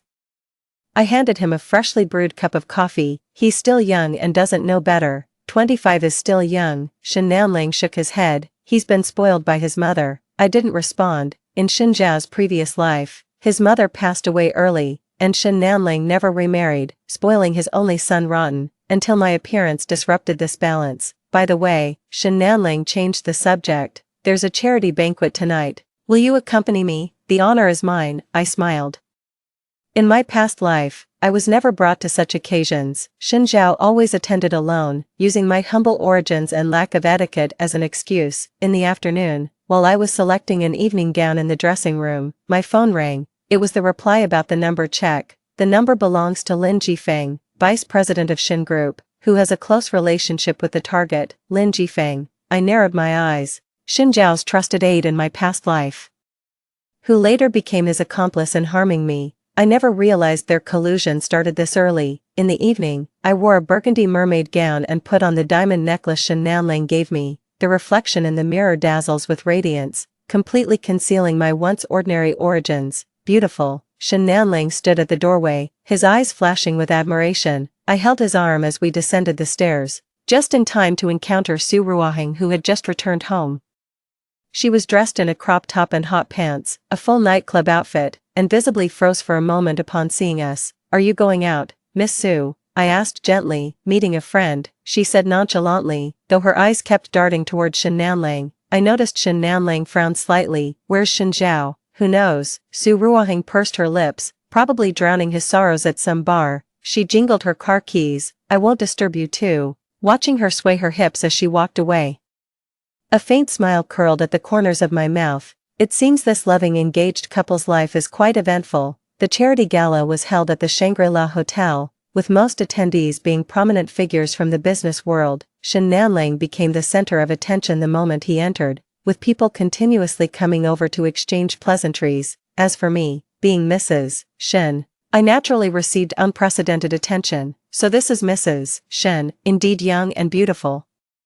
A bejeweled woman scrutinized me. I heard you have a special constitution. I maintained my smile. You flatter me, Mrs. Li. Mr. Shen and I simply had fate bring us together. Fate, she smiled meaningfully. The Shen family has had 7 generations of single heirs, and Shen Zhao's health isn't good. The chairman must be getting anxious. I pretended not to catch her barbed tone. Speaking of Shen Zhao, his wedding with Miss Su is scheduled for next month. We'd be honored by your presence. Her expression froze for a moment, clearly not expecting me to be so direct. Shen Nanling interjected at the right moment. Man cares deeply about Shen Zhao, even personally handling the wedding arrangements. The surrounding executives exchanged glances, their attitude towards me noticeably more respectful. It seems Shen Nanling's public statement has had an effect. Halfway through the dinner, I excused myself to touch up my makeup and went to the restroom. Just as I stepped out of the banquet hall, I spotted a familiar figure, Lin Jifeng, hiding in a corner while making a phone call. Don't worry, I've already calmed Shen Zhao down. He lowered his voice. No matter how much Shen Nanling dotes on that woman, it's useless as long as Shen Zhao remains the sole heir. I quietly retreated around the corner and only came out after he left. It seems Shen Zhao and his confidant are already conspiring. In my previous life, they gradually undermined Shen Nanling and ultimately caused my death. This lifetime I'll repay them double. On the way home, Shen Nanling received a call from the company about new developments in the acquisition case. After hanging up, he rarely showed a smile. They agreed to a 35% price reduction and accepted the exemption clause. Man, you've done a great job. I just mentioned it casually, I said modestly. No, you have great business acumen. Shen Nanling looked at me seriously. Starting tomorrow, come to the company with me. I'd like to hear your thoughts on several projects. This was exactly what I wanted, more opportunities to engage with the core business of the Shen Group. The honor is mine, I said softly. For the next 2 weeks, I accompanied Shen Nanling to the company every day, attending meetings and reviewing documents, gradually gaining an understanding of the Shen Group's operations. Meanwhile, the private investigator kept sending updates on Shen Zhao and Su Ruoheng's latest activities. After Shen Zhao's credit cards were suspended, he began meeting frequently with Lin Jifeng. Su Ruoheng was photographed entering and exiting high-end clubs with different men, including that model friend. The most dramatic part was when the detective captured Shen Zhao waiting outside the hotel for 3 hours, only to see Su Ruoheng come out arm in arm with another man. The expression on Shen Zhao's face in the photos could only be described as utter despair. I carefully preserved these materials, waiting for the perfect moment to use them. Right now, there's something more important. My ovulation period has arrived. That night, I deliberately changed into the silk nightgown I bought recently and sprayed Shen Nanlang's favorite perfume. When he pushed open the bedroom door, he visibly froze for a moment. "Is today some special occasion?" he asked. His gaze lingering on me, I walked up to him and helped untie his tie. "The doctor said these few days are the optimal conception period." Shen Nanlang's eyes darkened as he reached out to caress my face. "Are you sure you're ready? Didn't I marry you precisely for this?" I stood on tiptoe and whispered in his ear. Shen Nanlang, though much older, was a considerate partner who made everything thoroughly enjoyable. Moonlight streams through the window like water as I gently caress my abdomen.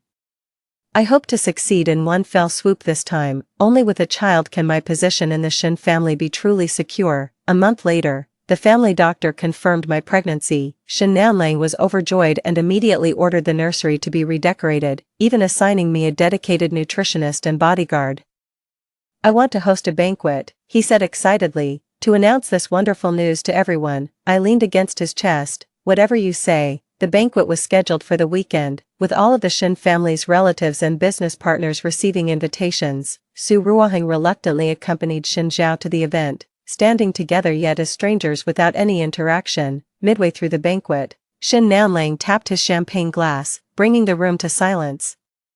"Thank you all for coming," he announced, scanning the crowd with a booming voice. "Today, I have joyous news to share. My wife Jiang Manman is pregnant. The Shen family will soon welcome a new generation." Thunderous applause erupted as guests rushed forward to offer congratulations. I stood beside Shen Nanlang, accepting everyone's flattery, but my eyes remained fixed on Shen Zhao in the corner. His face turned deathly pale the moment he heard the news. And the wine glass in his hand fell to the ground with a clink, spilling red wine everywhere. Lin Jifeng quickly pulled him away, but that momentary expression was already deeply imprinted in my mind. Shock, fear, despair, and hatred. Su Ruoheng, however, brightened up and quickly walked up to me. "Congratulations, Auntie," she deliberately emphasized the word "and," adding, "I hope it's a healthy baby." "Thank you," I smiled. "Both Nanlang and I hope to have several children, after all. The Shen family has vast properties to manage." Shen Nanlang wrapped his arm around my shoulder. "The doctor said Manman has a unique constitution. It's very likely twins." The guests gasped in surprise once again. Out of the corner of my eye, I saw Shen Zhao standing in the distance, his gaze dark and sinister as it fixed on my abdomen. That look sent a chill down my spine, but it was quickly replaced by a sense of satisfaction. After the banquet, Shen Nanlang was pulled aside by several executives to discuss business, while I excused myself, citing early pregnancy discomfort, and returned to my room to rest. Just as I reached the corner of the staircase, a hand suddenly grabbed my wrist and yanked me into the dark, small parlor. Shen Zhao's face looked particularly ferocious in the dim light. "You wretch, did you think getting pregnant would let you rest easy?" I shook off his hand and calmly straightened my sleeves. "Watch your language." "Shen Zhao, I'm now carrying the Shen family's heir," he sneered. "Who knows if it's not some bastard child." "Would you dare say that to your father's face?" I retorted. "Or could it be you're jealous? After all, the doctor said you'd likely never have children of your own." Shen Zhao's pupils constricted sharply. "You, how did you know?" "I know far more than you can imagine." I took a step forward, though shorter in stature. My presence was undiminished. "For instance, your conspiracy with Lin Jifeng to sideline your father, or how Su Ruoheng meets that model at the Four Seasons Hotel every Wednesday." Shen Zhao's face paled. "You've been spying on me." "Just protecting my family," I smiled. "Shen Zhao, accept your fate. From now on, your standing in the Shen family will only decline, but don't worry, as your mother, I'll take good care of you." He was trembling with rage, raising his hand to hit me. I was prepared and quickly stepped back while pressing the play button on my phone. Shen Nanlang's voice came from the speaker. Man, where are you?" Shen Zhao's hand froze midair. I shook my phone. "Your father is looking for me." Do you want him to see how you're treating his wife and unborn child? Shen Zhao gnashed his teeth and lowered his hand. We'll see about this. Watching his disheveled figure retreat into the distance, I let out a long sigh of relief. This is just the first round.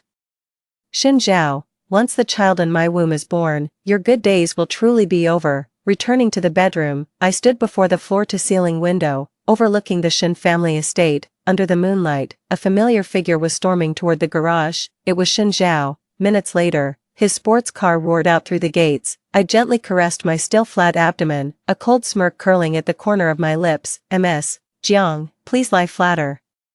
In the top-tier VIP examination room of Renhe Hospital, cold ultrasound gel was spread across my lower abdomen. Shen Nanlang stood beside the examination bed, his eyes fixed unblinkingly on the ultrasound screen. Mr. Shen, you might need to brace yourself. Director Li, with graying hair, adjusted his glasses, his voice tinged with barely suppressed astonishment. Shen Nanlang's body tensed instantly. What's wrong? Is there a problem with the baby? Director Li didn't answer immediately. Instead, moving the probe to make the image on the screen clearer, I tilted my head to look. Several small dots were flashing rhythmically on the black and white image. This is, I feigned surprise, covering my mouth, for fetal heartbeats. Director Li's voice trembled slightly. Ms. Jiang is carrying quadruplets. Shen Nanlang suddenly gripped the examination bed railing, his knuckles turning white. F4, yes. For separate gestational sacs, all developing well. Director Li adjusted the image. Look here, here, and here, all 4 heartbeats are strong. I stole a glance at Shen Nanlang's expression, watching as the shock on his face gradually transformed into ecstasy, even bringing tears to the corners of his eyes. The 45-year-old middle-aged man was now overjoyed like a child. Man, he grabbed my hand abruptly. Did you hear that? The Shen family is about to have 4 heirs at once. I nodded with a smile. But inside, I was sneering. In my past life, I only conceived 1 child before Shen Zhao killed me. This lifetime, I'll make the Shen family completely change, replacing that good-for-nothing with 4 healthy children. This is truly a miracle. Director Li exclaimed. The odds of naturally conceiving quadruplets are only 1 in 700,000. Ms. Zhang's physique is indeed extraordinary. Shen Nanlang suddenly turned and said to his assistant standing in the corner.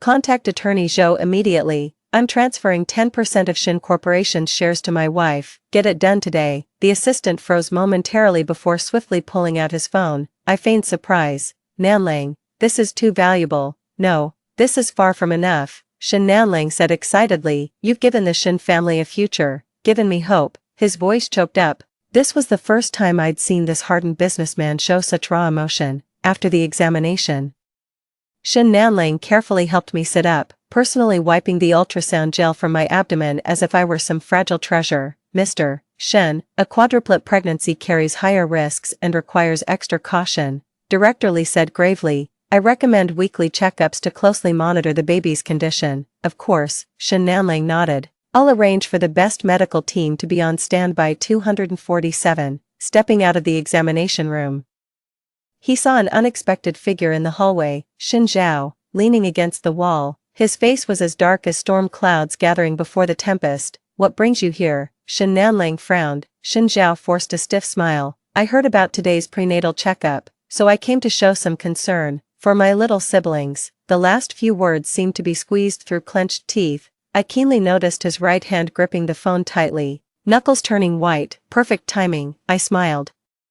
Just finished the checkup, and I have good news to share. Shen Nanlang couldn't wait to interject. Man is carrying quadruplets. The Shen family will have 4 children at once. Shen Zhao's expression froze instantly, a flicker of terror flashing through his eyes, followed by deep resentment. He forced a smile. Congratulations. His voice was as dry as sandpaper. By the way, I asked casually, is Shen Zhao here to see Director Li? Shen Zhao stiffened. No, at that moment, a young doctor in a white coat hurried over from the end of the corridor. He visibly froze upon seeing our group, especially when his gaze flickered upon noticing Shen Zhao. Dr. Zhang. I accurately called out his name. In my past life, it was he who helped Shen Zhao forge my false pregnancy with Sacred Constitution certificate. Dr. Zhang's expression changed. You know me. I heard you're an expert in reproductive medicine. I smiled. I happen to have some questions to consult. Could we speak privately? Shen Zhao suddenly interrupted. Dr. Zhang is very busy, let's do this another day, just a few minutes, I insisted, while giving a meaningful glance to the bodyguard standing nearby. This bodyguard was newly assigned to me by Shen Nanlang, a retired Special Forces soldier with exceptional skills. Dr. Zhang hesitated and glanced at Shen Zhao, but ultimately followed me to the corridor corner. Shen Zhao wanted to follow, but was stopped by Shen Nanlang, who asked about company matters. Dr. Zhang, I lowered my voice. What did Shen Zhao ask you to do today? Dr. Zhang's face turned pale instantly. I don't understand what you mean, stop pretending, I sneered. He asked you to tamper with the medical report, didn't he? Like fabricating fetal abnormalities, or reducing the number of fetuses. Dr. Zhang's legs began trembling. Madam, I took an envelope from my bag and pulled out photos, taken by a private investigator, showing Dr. Zhang having a secret meeting with Shen Zhao at a cafe. 2 options, I said calmly. First, I hand these over to Mr. Shen, and you'll not only lose your job but may also face legal action. Second, you tell me Shen Zhao's entire plan, and I'll act like nothing ever happened. Dr. Zhang's forehead broke out in cold sweat. Young Master Shen. He told me to mark single fetus developmental disorder on your examination report, he said that way your father wouldn't pay as much attention. Just as I thought, I sneered. What else did he promise you? After the Shen Group's new hospital is completed, make me the department head. Dr. Zhang was almost in tears. Madam, I was momentarily confused. I beg you, now, go tell Mr. Shen the truth, I commanded. Otherwise, I understand. Dr. Zhang nodded repeatedly. When we returned to Shen Nanlang's side, Shen Zhao was explaining some project progress. Seeing Dr. Zhang following behind me, his expression instantly turned horrified. Mr. Shen, Dr. Zhang suddenly exclaimed loudly, I have something important to report. Shen Nanlang frowned. What is it, young Master Shen? He asked me to falsify Madam's medical report. Dr. Zhang blurted out. He said if I didn't comply, he'd make sure I couldn't survive in the medical field. The corridor fell into a terrifying silence. Shen Nanlang's face visibly darkened, while Shen Zhao turned ashen pale. What nonsense are you spouting? Shen Zhao roared, grabbing Dr. Zhang's collar violently. I don't even know you. Enough. Shen Nanlang's sharp shout echoed through the corridor, startling several passing nurses who hurried away. We'll discuss this back at the company. He lowered his voice, though the anger remained evident. Dad, let me explain. Shen Zhao panicked. This man is slandering me. It must be Jiang Manman's doing. She's trying to drive a wedge between us. 4. Shen Nanlang glared coldly at his son. Oh, then what are these? He snatched the photos from my hand and threw them in Shen Zhao's face. The photos scattered across the floor, clearly showing Shen Zhao's secret meetings with Dr. Zhang. The evidence was irrefutable. Shen Zhao's face turned from pale to ashen, then from ashen to red, finally settling on a despairing deathly pallor. He opened his mouth, but couldn't utter a single word. Return to the company immediately. Shen Nanlang's voice was as cold as ice. Attorney Zhou is also there. We need to rediscuss the matter of your shares. Shen Zharu was thunderstruck, staggering back a step. Dad, you can't. Now, Shen Nanlang barked. Shen Zhao finally gave me a resentful glare before staggering away. I timely showed a concerned expression. Nanlang, don't be too angry. Shen Zhao might have just had a momentary lapse of judgment. A momentary lapse, Shen Nanlang sneered. He was trying to harm my child. He grasped my hand. Man, thank goodness you were alert. Otherwise, I leaned against his shoulder. I just happened to see them together and became more vigilant. As I looked up, I caught Dr. Zhang's relieved expression and smiled faintly at him. Dr. Zhang, thank you for exposing the truth. After the completion of Shen's new hospital, we will consider your position. Dr. Zhang froze, then quickly realized I was fulfilling my promise and repeatedly bowed. Thank you, madam. Thank you, madam. On the way back in the car, Shen Nanlang held my hand tightly without letting go. The news of the quadruplets thrilled him beyond measure, while Shen Zhao's betrayal filled him with burning rage. These two extreme emotions intertwined on his face, forming a peculiar expression. Man, he suddenly said, starting today, you must not be left alone for 24 hours. I'll arrange 2 more bodyguards. I feigned surprise. Is that necessary? Shen Zhao is after all your son. Precisely because he's my son that I understand him. Shen Nanlang's voice carried unprecedented coldness. He's been spoiled since childhood. What he can't obtain, he'd rather destroy. I lowered my head to stroke my flat abdomen, masking the coldness in my eyes. Shen Nanling was right, Shen Zhao was indeed that kind of person, in my past life. When he couldn't have Su Ruohang, he vented his anger on me and our unborn child. By the way, Shen Nanling changed the subject. Lawyer Zhou has already prepared the equity transfer documents, you just need to sign them this afternoon. I looked up, tears welling up in my eyes at just the right moment. Nanling, this is too generous, you deserve it, he said resolutely, the 10% is just the beginning.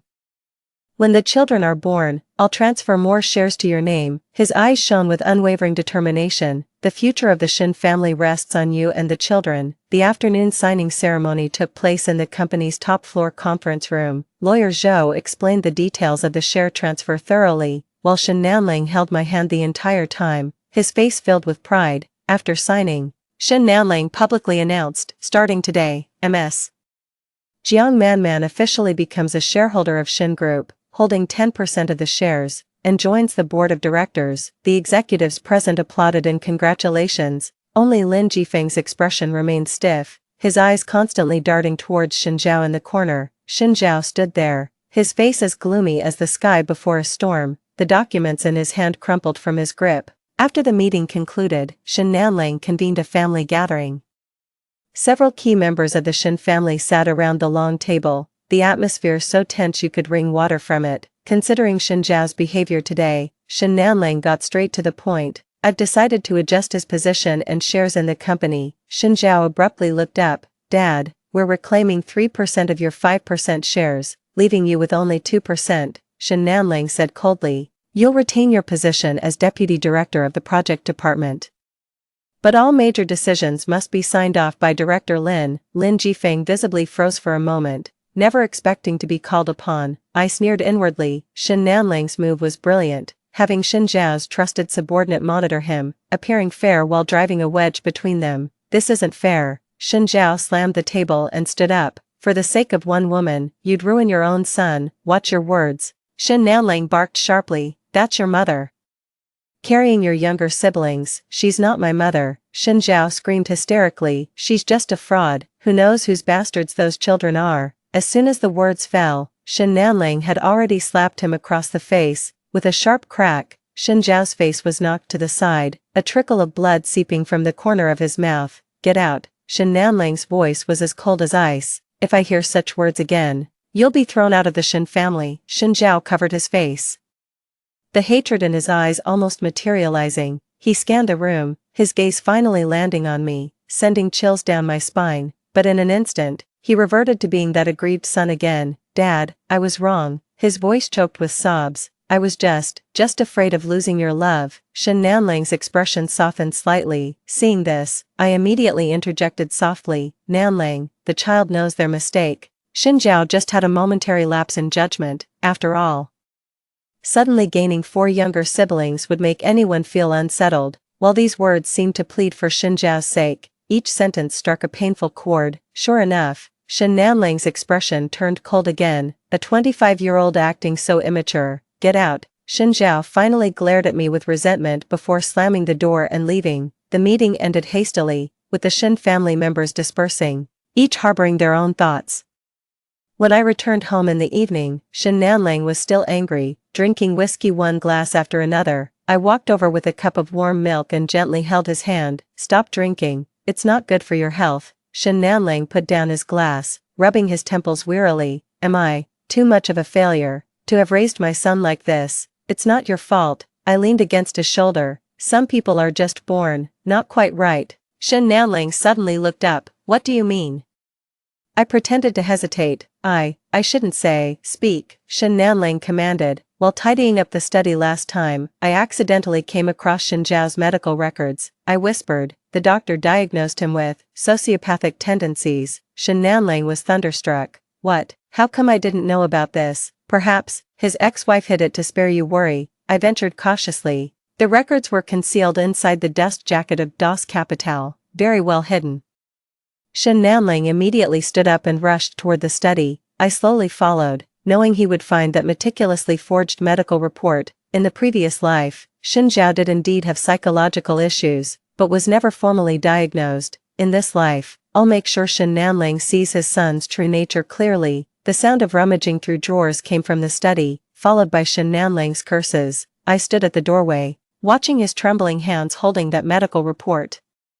His face filled with shock and anguish. No wonder he's enjoyed abusing small animals since childhood, Shen Nanling murmured to himself. I thought it was just typical boyish mischief. I walked over and embraced him. Don't be too upset. It's not too late to know now. We can hire the best psychologist. Shen Nanling shook his head, a resolute glint flashing in his eyes. No, some people are born demons. From today onward, I won't show him any more mercy. I leaned against his chest, a cold smile curling at the corner of my lips. Shen Zhao, your good days are truly over. Late at night, I stood by the bedroom window, watching a sports car roar out of the Shen family's gates. It was Shen Zhao, heading off to vent his anger somewhere again. I gently touched my abdomen, feeling the 4 little lives growing inside. Shen Zhao, this is just the beginning, I whispered into the night. The pain you inflicted on me in our past life, I'll return it to you bit by bit.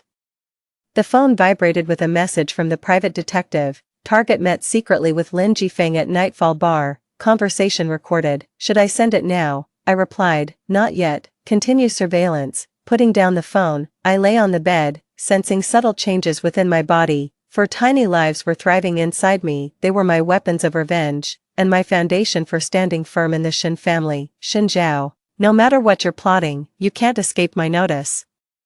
In this lifetime, I'll watch you walk step by step toward your own destruction. By the 4th month of pregnancy, my belly had visibly swollen, much larger than that of an average expectant mother. The burden of carrying quadruplets often left my back aching, but every time I touched my belly and felt the movements of those 4 little lives, all weariness melted into sweetness. The morning sunlight streamed through the curtains into the bedroom as I leaned against the headboard, flipping through the documents Shen Nanling had left on the nightstand. It was a proposal about Shen Corporation's acquisition of a coastal resort. In my past life, this project caused significant losses to the Shen family due to fraudulent environmental assessments.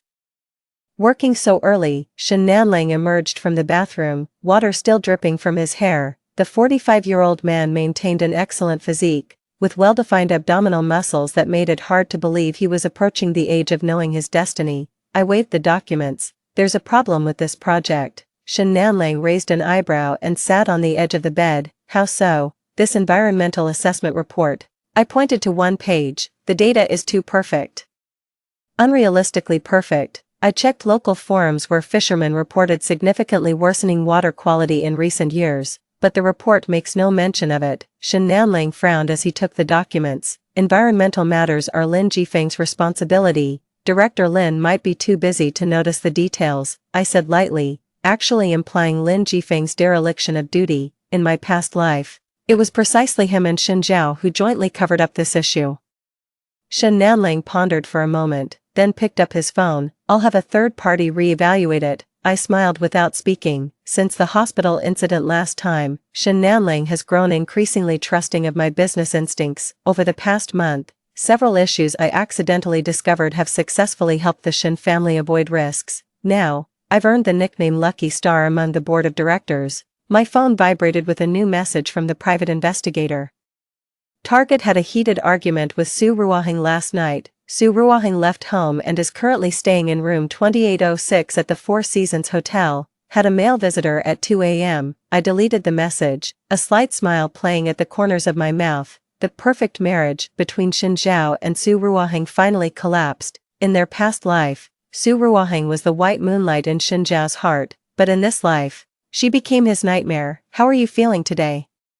Shen Nanling adjusted his suit and leaned down to kiss my forehead. Pretty good. I stroked my belly. It's just that the little ones are too active. They kept kicking me awake last night. Shen Nanling's large hand covered my abdomen, just in time to feel a distinct fetal movement. His eyes instantly softened. So mischievous. Just like you. No way. It must be like you, I said coquettishly. So domineering. Never giving me a moment's peace. Shen Nanling chuckled softly, kissed me again, and then left. Listening to the sound of his footsteps fading away, I picked up my phone and dialed a number. Dr. Lee, this is Jiang Manman. I'd like to reschedule next week's checkup. Yes, change it to Wednesday at 10 a.m. No, please don't inform anyone else, including Mr. Shen. I want to surprise him. After hanging up, I slowly got out of bed to wash up. In the mirror, though my belly was protruding, my limbs remained slender, and my face glowed with that pregnancy radiance.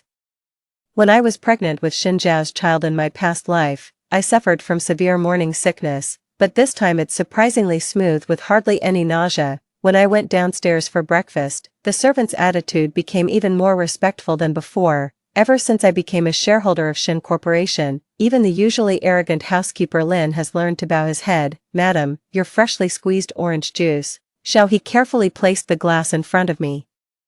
I nodded in thanks and casually flipped open today's financial newspaper. The front page prominently featured news of Xin Group's successful acquisition of a medical equipment company, accompanied by a photo of Xin Nanling looking triumphant. This report was supposed to appear a year later, but has now been advanced due to my intervention. While having breakfast, the doorbell rang. Moments later, Xiaohe rushed in nervously. "Madam, Miss Su's mother is here, asking to see you." I raised an eyebrow. "Show her in, Mrs." Su stormed into the dining room with an angry expression, her well-maintained face filled with fury. "Jiang Manman, what do you mean by this? Why are you spreading rumors to ruin my daughter's reputation?" I wiped my mouth leisurely. "Madam Su, I don't understand what you're talking about. Stop playing dumb." Mother Su slammed the table. "What's the meaning of those photos, ruahing with different men?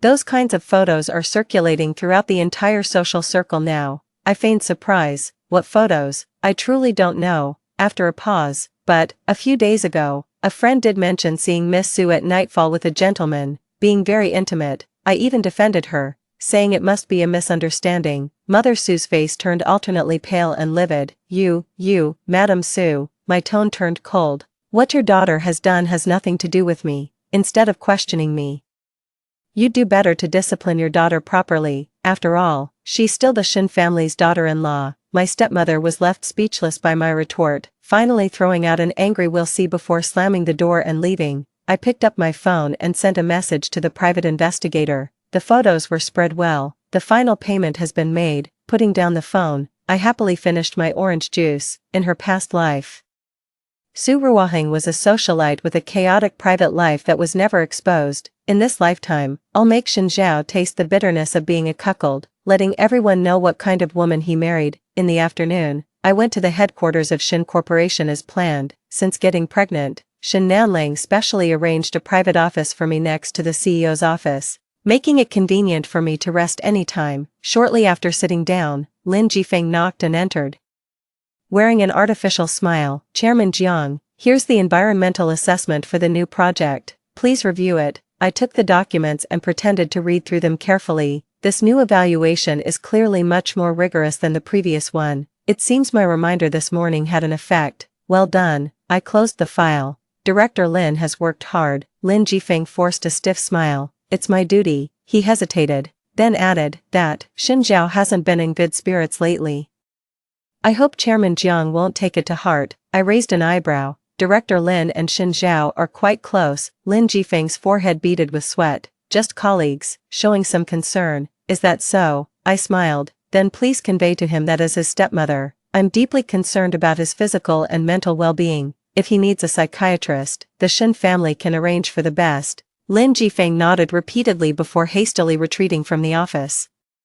I let out a cold laugh and picked up my phone to check the surveillance app. This software was connected to the bugs I had installed in Xin Nanling's study and Xin Zhao's apartment, a masterpiece from the private detective. Sure enough, half an hour later, Lin Jifeng and Xin Zhao met at a cafe. The bugs clearly transmitted their conversation. "That bitch is getting suspicious." Xin Zhao's voice was filled with resentment. "She must know about the tricks we played with the environmental assessment." "Calm down," Lin Jifeng said in a hushed tone. "The most important thing now is not to alert the enemy. When she goes into labor, I've already made arrangements at the hospital." "Wait even longer," Xin Zhao nearly shouted.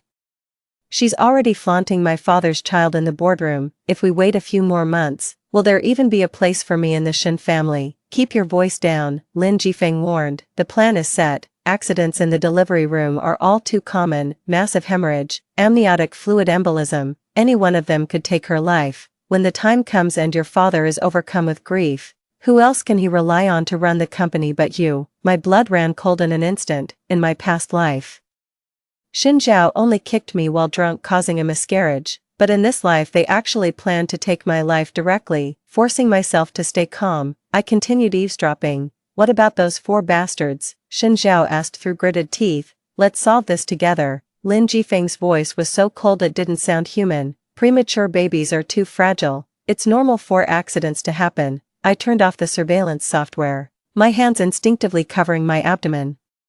Although I had anticipated Xin Zhao's retaliation, I never imagined he could be this vicious. After taking several deep breaths, I dialed the private investigator's number. I need you to look into a few people. Yes, from the obstetrics department of Rinhe Hospital, especially those connected to Li Jifeng. Hanging up the phone, I stood by the floor-to-ceiling window overlooking the city. The sunlight remains brilliant. Pedestrians as insignificant as ants, at this height. Everything is under control, including Xin Zhao's murder plan, which he thought was well concealed. Returning home in the evening, Shen Nanling had unusually come back early and was handling documents in the study, carrying a cup of hot milk. I walked in and found him reviewing a medical report. What is this? I asked curiously. Shen Nanling quickly closed the file. Nothing, just routine physical exam reports. He changed the subject. Were the babies well behaved today? Pretending not to notice his odd behavior, I smiled and replied, quite well, just a little hungry. I stroked my belly. Nanling, I want to switch to a different hospital for delivery. Shen Nanling frowned. What's wrong? Isn't Rinhe the best? It is the best, but, I hesitated. I heard several medical staff recently resigned, worrying it might affect service quality, and, I lowered my voice. I heard Xin Zhao and Lin Jifeng have connections at Rinhe. Shen Nanling's eyes turned sharp. What did they do? There's no solid evidence. I shook my head. It's just a gut feeling. Maybe it's just pregnancy anxiety. Shen Nanling pondered for a moment before picking up his phone. I'll contact my friends in the States to arrange a top-tier obstetrics team. It'll be safer to deliver at home. I leaned against his shoulder. I'll follow your lead. That's exactly what I wanted. Giving birth at home with full control over the medical team will completely thwart Xin Zhao's scheme. 3 days later, the private investigator sent a comprehensive report. Rinhe Hospital indeed had 2 medical staff members with financial dealings with Lin Jifeng, including an anesthesiologist and a nurse. More shockingly, the report revealed that Xin Zhao recently purchased a colorless, odorless drug capable of causing postpartum hemorrhage. I printed out the report and locked it in the safe. These will be powerful weapons against Xin Zhao in the future, but now is not the time to expose them. I'll wait until he actually makes his move, then catch him red-handed. Xin Zhao made a rare appearance at the weekend family dinner. Ever since his shares were reduced, he rarely appeared at family gatherings. Today was an exception. He even smiled at me, if that twisted expression could be called a smile. Aunt Jiang. He deliberately used honorifics. I heard you changed your medical team. I smiled. Yes, your father wasn't at ease, so he specially brought in a team from the States. Xin Zhao's lips twitched slightly. Then, where will the production take place? At home, Shen Nanling interjected. We've already prepared a delivery room, more comfortable and safer than a hospital. I noticed Xin Zhao's hands trembling slightly, but he quickly regained control. That's wonderful. I'm really looking forward to the birth of my younger siblings. Thank you for your concern, I said softly. By the way, why didn't Miss Su come? Xin Zhao's face darkened instantly. She isn't feeling well. I feigned concern. Shall we call the family doctor? Pregnant women shouldn't take risks. Pregnant? Shen Nanling looked at me in surprise. Su Ruoheng is pregnant. Xin Zhao's face turned deathly pale. No, that's not. She's just. I heard she went to the gynecology department last week. I said softly. Thought there might be good news. Shen Nanling frowned. Xin Zhao, what's really going on? Cold sweat broke out on Xin Zhao's forehead. Just, routine checkup. I tactfully changed the subject. All right, let's eat first. Pregnancy topics are making the young ones uncomfortable. Undercurrents surged beneath the dining table. Xin Zhao's gaze kept drifting toward me, filled with venom and fear. He must be worried about the failure of the production plan, and even more terrified that Su Ruoheng's scandal would be exposed. After dinner, Shen Nanling was called away by a phone call. I excused myself due to pregnancy fatigue to rest in my room, but was intercepted by Xin Zhao at the staircase corner. What do you know? He demanded in a hushed voice, his eyes glinting dangerously. I feigned confusion. What do you mean? Stop playing dumb. He grabbed my wrist abruptly. About Ruoheng, and, let go of my wife. The bodyguard's voice came from behind, and the next second Xin Zhao was pinned against the wall, rubbing my wrist. I glared coldly at him. Shin Zhao. What do you think you're doing? You'll regret this, Jiang Man. Shin Zhao said through gritted teeth, I swear, you'll regret this. The bodyguard looked at me, awaiting instructions. I shook my head. Let him go, Shin Zhao. I suggest you calm down. Acting on impulse is the devil's work. Shin Zhao straightened his clothes, gave me one last glare, then turned and left. Watching his unsteady retreating figure, I knew he had reached the end of his rope, and a cornered beast is often the most dangerous. Back in the bedroom, I locked the door and retrieved a compact self-defense stun gun from under my pillow, given to me by the private investigator, powerful enough to incapacitate a grown man. Shin Zhao's madness exceeded expectations. I needed to be even more cautious. Outside the window, the setting sun dyed the Shin family estate blood red. I gently caressed my swollen belly, feeling the movements of the 4 little lives inside. Don't be afraid, Mommy will protect you, I whispered in promise. No one can harm us. The chessboard of revenge has reached its critical moment. Shin Zhao's killing intent has surfaced, and my counterattack has only just begun. In the early morning when my pregnancy had just reached 32 weeks. A sharp pain jolted me awake from sleep. My hand instinctively reached for my abdomen, and my palm immediately sensed an unusual tightness, contractions, coming fast and intense. Nanlang, I shook my husband awake beside me, my voice trembling with pain. I think the baby's coming. Shin Nanlang snapped awake instantly and pressed the emergency call button by the bed. The entire Shin family estate lit up as bright as day, the alarm startling everyone awake, 2 weeks ahead of the due date. Shin Nanlang helped me get dressed while issuing commands through the intercom. Activate the emergency plan immediately. Contact the medical team. I clenched my teeth, cold sweat beading on my forehead. Don't be afraid, the American medical team will arrive within 20 minutes. Shin Nanlang picked me up and strode toward the prepared home delivery room. Everything will go smoothly. I gripped his collar tightly, suddenly remembering something. Wait, your phone, bring it. Shin Nanlang was taken aback, but still turned around to grab his phone. I breathed a sigh of relief. In our previous life, he forgot his phone when going out today and missed an important call, causing massive losses for the company. In this life, I must ensure he can always answer that call. The delivery room was fully prepared, with suitable temperature and complete equipment. It looked no different from a high-end hospital's delivery room. Shin Nanlang carefully placed me on the bed, and nurses immediately surrounded me to conduct examinations. The cervix is already dilated to 4 centimeters. Delivery must begin immediately, announced Chief Obstetrician Catherine after the examination. The risk of premature birth for quadruplets is very high. We need to prepare the NICU right away. Shin Nanlang's expression turned grave. Do everything possible to ensure both mother and children are safe. Another wave of contractions hit, the pain so intense my vision darkened. Yet I still forced myself to stay conscious. Something's wrong. This is all too wrong. With my constitution, I shouldn't be going into labor this early. Nanlang. I grasped his hand with difficulty. Check everyone who entered the manor today, especially the medical team. Shin Nanlang frowned. You suspect? Please. The veins on my forehead bulged. For the children's sake. Shin Nanlang immediately turned and ordered the head of security. Lock down the manor. Verify everyone's identity, especially the newly arrived medical staff. The security captain acknowledged the order and left. I felt slightly relieved, but the pain in my abdomen grew increasingly intense, almost making it impossible to think. Madam, push, we can already see the first baby's head. Dr. Catherine encouraged. I clenched my teeth and mustered all my strength. After a tearing pain, the first baby's cry rang out. It's a boy, the nurse announced excitedly, though premature. His cry is strong. I smiled weakly. But before I could rejoice, the next wave of contractions came. Quadruplets mean going through labor 4 times, and my physical strength is rapidly draining away. The second baby is out too, and it's another boy. At that very moment, a commotion erupted outside the door. The head bodyguard rushed in with an unusually grim expression. Mr. Shin, we found an imposter nurse in the changing room. She was carrying syringes and unidentified drugs. Shin Nanlang's expression changed abruptly. Find out clearly who was behind this. They've already confessed. It was. The head bodyguard hesitated and glanced at me. It was young Master Shin Zhao. Even though I had anticipated it, this news still sent a tremor through my heart. Shin Zhao has indeed made his move, and more viciously than in the previous life. Not an impulsive act while drunk, but a carefully planned murder. That unfilial son. Shin Nanlang was furious and turned to rush out. Wait, I grabbed his hand with all my strength.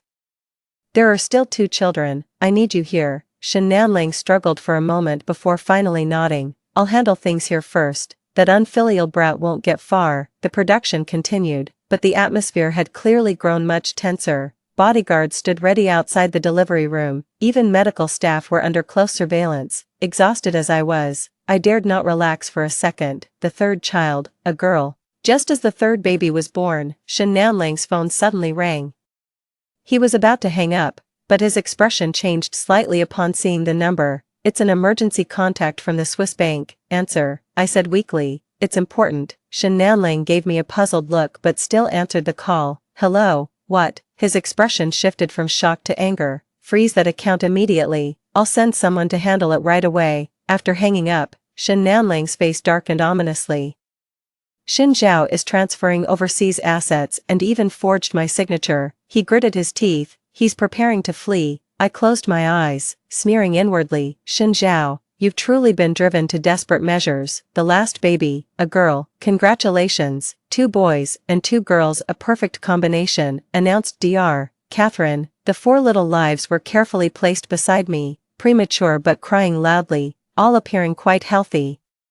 I gently touched their wrinkled little faces as tears blurred my vision. The children I failed to protect in my past life have finally been born safely in this one. Nanling, let's give the children names, I said softly. Shen Nanling looked at the 4 little lives, the anger in his eyes slightly subsiding. The eldest will be Shen Rui, the second Shenjia, the third Shenyu, and the youngest Shenlin. Beautiful, I smiled, then suddenly remembered something. By the way, you should head to the office. The Swiss bank matter needs your personal attention. Shen Nanling hesitated, looking at me and the children. But you all, we're safe with the bodyguards and medical team here, I insisted. The company matters are more important. Shen Nanling finally nodded. I'll return as soon as possible. He kissed my forehead and the children's before hurrying off. I knew what he would face by leaving. The car accident arranged by Xin Zhao. In this life, I will not only save myself and the children, but also Shen Nanling. After confirming Shen Nanling had left,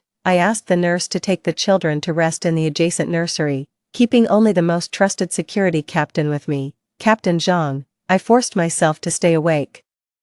Mr. Shen is in danger. Xin Zhao has arranged a car accident on his way to the company. Captain Zhang's face turned pale. I'll notify Mr. Shen immediately. No, don't alert the enemy. I shook my head. Take a few trustworthy men and set up an ambush at that road section in advance. Remember, it's a blue truck with license plate ending in 37. Captain Zhang looked at me in shock. Madam, how did you know? No time to explain, I said weakly but firmly. You must ensure Mr. Shen's safety.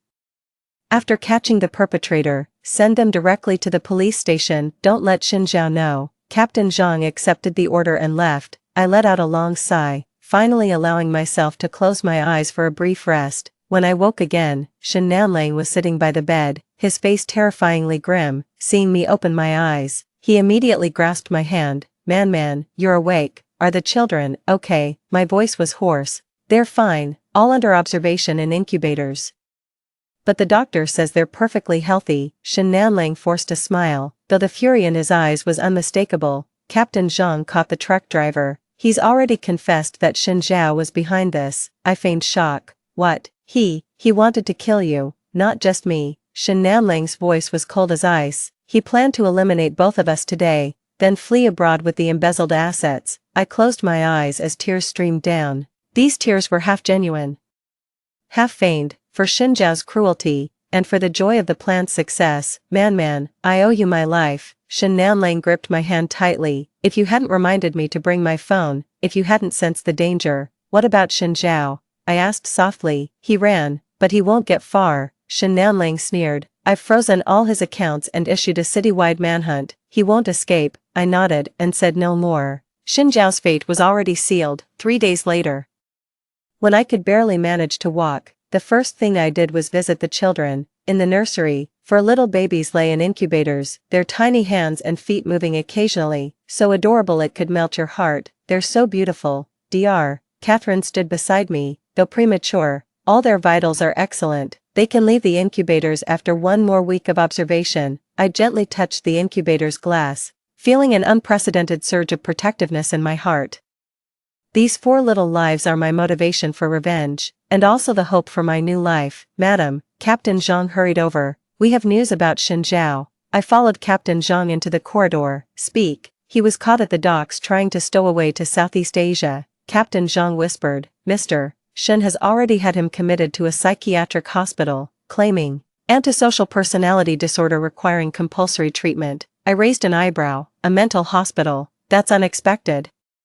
But upon closer thought, it's even crueler than prison. A person who believes they're sane being locked in a psychiatric ward, forcibly injected with medication every day, undergoing treatment. What about Su Ruohang? I asked. Filed for divorce yesterday and ran off with whatever money she could take, Captain Zhang said with disdain. I heard she was indeed pregnant, but the child wasn't Shen Zhao's. 5. I let out a light chuckle. In her past life, Su Ruohang was the white moonlight in Shen Zhao's heart, but in this life, she became the last straw that broke him. Fate can be truly ironic at times. Returning to the hospital room, Shen Nanlang was waiting for me, holding a document in his hand. Man, he said with a serious expression, I've revised the will. From today onward, you own 45% of Shen Corporation's shares, making you the largest shareholder. I looked at him in shock. It's too much. This is what you deserve.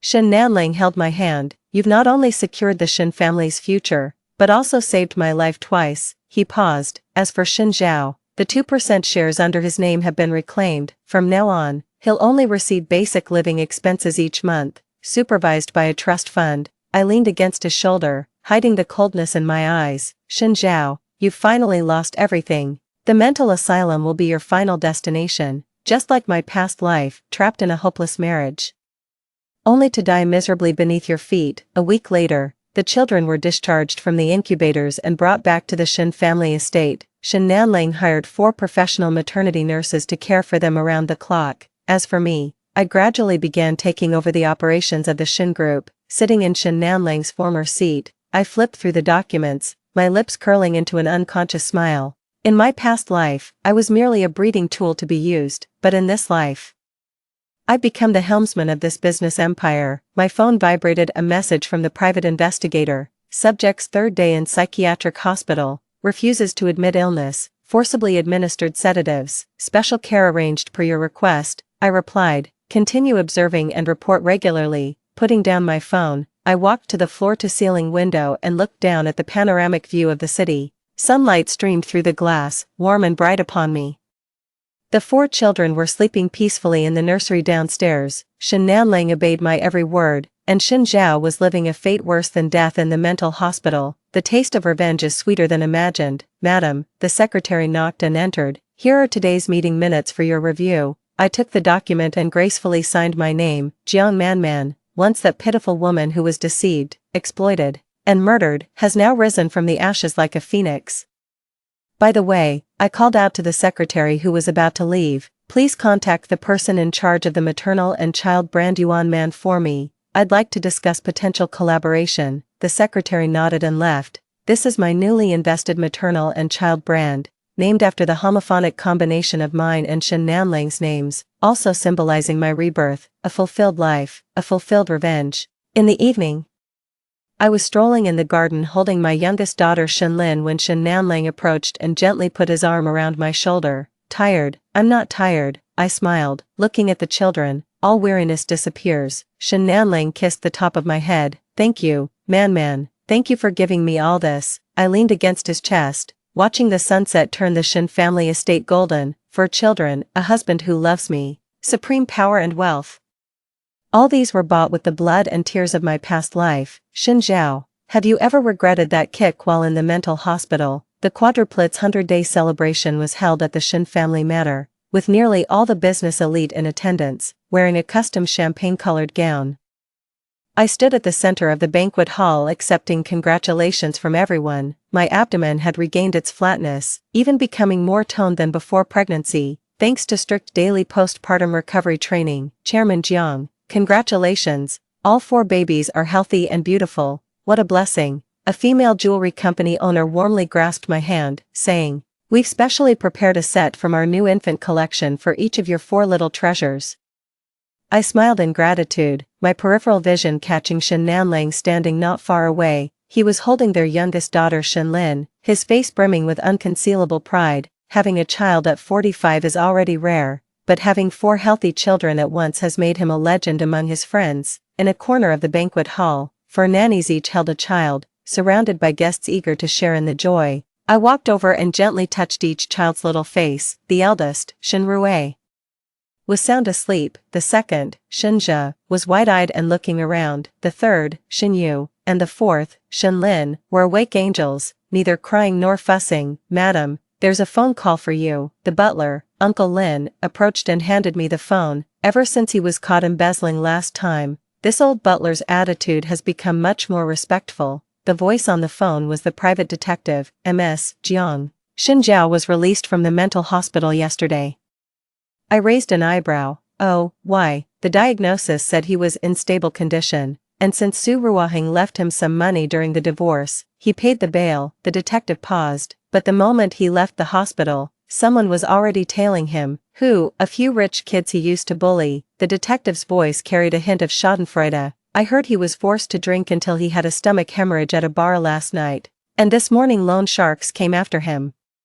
Now he's hiding in a cheap motel in the east side of town." The corner of my mouth lifted slightly. "Keep watching him, report back at any time." Hanging up the phone, I gazed at the crowd mingling with glasses in hand in the banquet hall. 3 months ago, Shen Zhao was still the eldest young master of the Shen family, basking in glory. Now he's become a stray dog, hunted by everyone. Karma is indeed relentless. Man. Shen Nanling approached, holding Shenlin in one arm while handing me a document with the other. "Lawyer Zhou has brought the equity transfer agreement. You just need to sign it." I opened the document. 45% of Shin Group's shares were officially transferred under my name. This means I have not only become the largest shareholder of the group, but also legally the true mistress of the Shin family. "Thank you." I signed my name and looked up to see the tenderness flickering in Shen Nanling's eyes. In this lifetime, he has indeed given me everything I wanted: status, wealth, children, and respect. By the way, Shen Nanling lowered his voice. "Shen Zhao has been released." I feigned surprise. "Really? What did the doctor say?" "They said he's no longer aggressive and can reintegrate into society." Shen Nanling sneered. "I've got people watching him. If he steps out of line again, he'll be sent back immediately." I nodded and said no more. Shen Zhao was no longer a threat, a discarded, divorced, penniless wretch whose life was worse than death. After the banquet, I convened my first board meeting as the largest shareholder. In the conference room, the executives who once ignored me were now showing me utmost respect. Regarding the development plan for the Perfect Circle maternal infant brand, I opened the folder. "I believe we should increase online marketing efforts while also opening physical experience stores." Lin Jifeng, once Shen Zhao's right-hand man, now my trusted assistant, immediately agreed. "Chairman Zhang's insight is excellent. Our marketing department has already prepared a detailed proposal." After the meeting ended, I stayed alone in the office, turned on my computer, and checked the latest photos sent by the private investigator. Shen Zhao was curled up on a bed in a shabby hotel, his face sallow and his eyes sunken, bearing no resemblance to the former eldest son of the Shen family. The next photo was even more intriguing. Su Ruoheng was holding a young man's arm as they entered a high-end jewelry store. Her belly was slightly rounded, clearly showing she was several months pregnant. I put down my phone as sunlight streamed through the glass, warm and bright upon me. The taste of revenge is sweeter than imagined. Coming home in the evening, the children had just finished bathing, 4 little faces rosy and glowing, carrying the sweet scent of milk. I kissed each of them in turn, feeling an unprecedented sense of fulfillment welling up in my heart. "Madam," the nanny said softly, "Mr. Shen called to say he has a business dinner tonight and won't be coming home for the meal." I nodded, not particularly surprised. Ever since the children were born, Shen Nanling has trusted me more and given me greater personal freedom. This kind of respectful companionship actually feels more comfortable to me than forced intimacy. 4 children were playing under the care of a professional nanny. When they saw me enter, Shen Yu and Shen Lin babbled and reached out their hands asking to be held. I picked up my 2 daughters and gently rocked them. The sunlight streaming through the window bathed us in warmth and tranquility. In the afternoon, I visited the first physical store of the Perfect Circle maternal and infant brand. The store is spacious and bright, with warm and elegant decor that reflects my pursuit of quality in every detail. Chairman Jiang, the store manager, greeted warmly. "In just 1 week since opening, sales have already tripled our expectations." I smiled as I inspected the store, occasionally picking up products to examine them. This brand carries my love for my 4 children and embodies my philosophy as a mother. Back in the car, the phone rang again. It was Shen Nanlang. Man, just got word that Shen Zhao died in the hospital.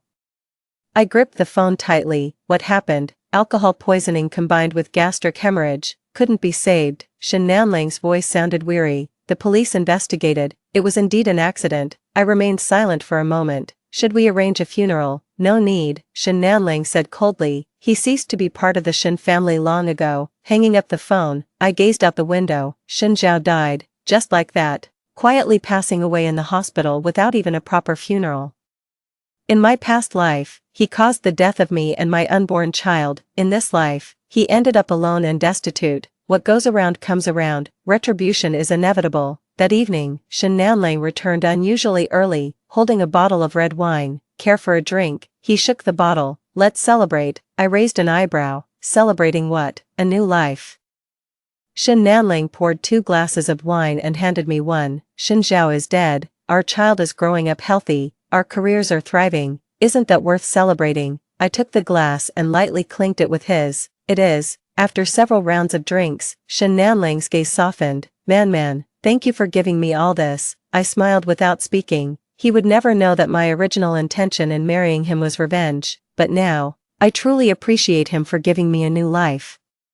By the way, Shen Nanlang suddenly said, I want to entrust more of the company's business to you. You have a business acumen far superior to my old subordinates. I raised an eyebrow. Not afraid I'll undermine your authority, would you? Shen Nanlang retorted, a peculiar glint flashing in his eyes. We locked eyes for a moment, then smiled simultaneously. He knew my capabilities. I understood his boundaries. This unspoken understanding is stronger than love. Sure, I raised my glass to a pleasant cooperation. Late at night, I stood by the bedroom window, gazing at the Shen family estate under the moonlight. In my past life, this place was my nightmare, but in this life, it has become my kingdom. 4 children, supreme power, immense wealth. I've obtained everything I desired. I gently caress my abdomen, where 4 little lives once grew, though flat now. It forever bears the mark of motherhood. Turning to look at the sleeping Shen Nanlang on the bed, I smile faintly. In this life, I'd become exactly who I wanted to be, powerful, independent, and inviolable, revenge fulfilled, life complete.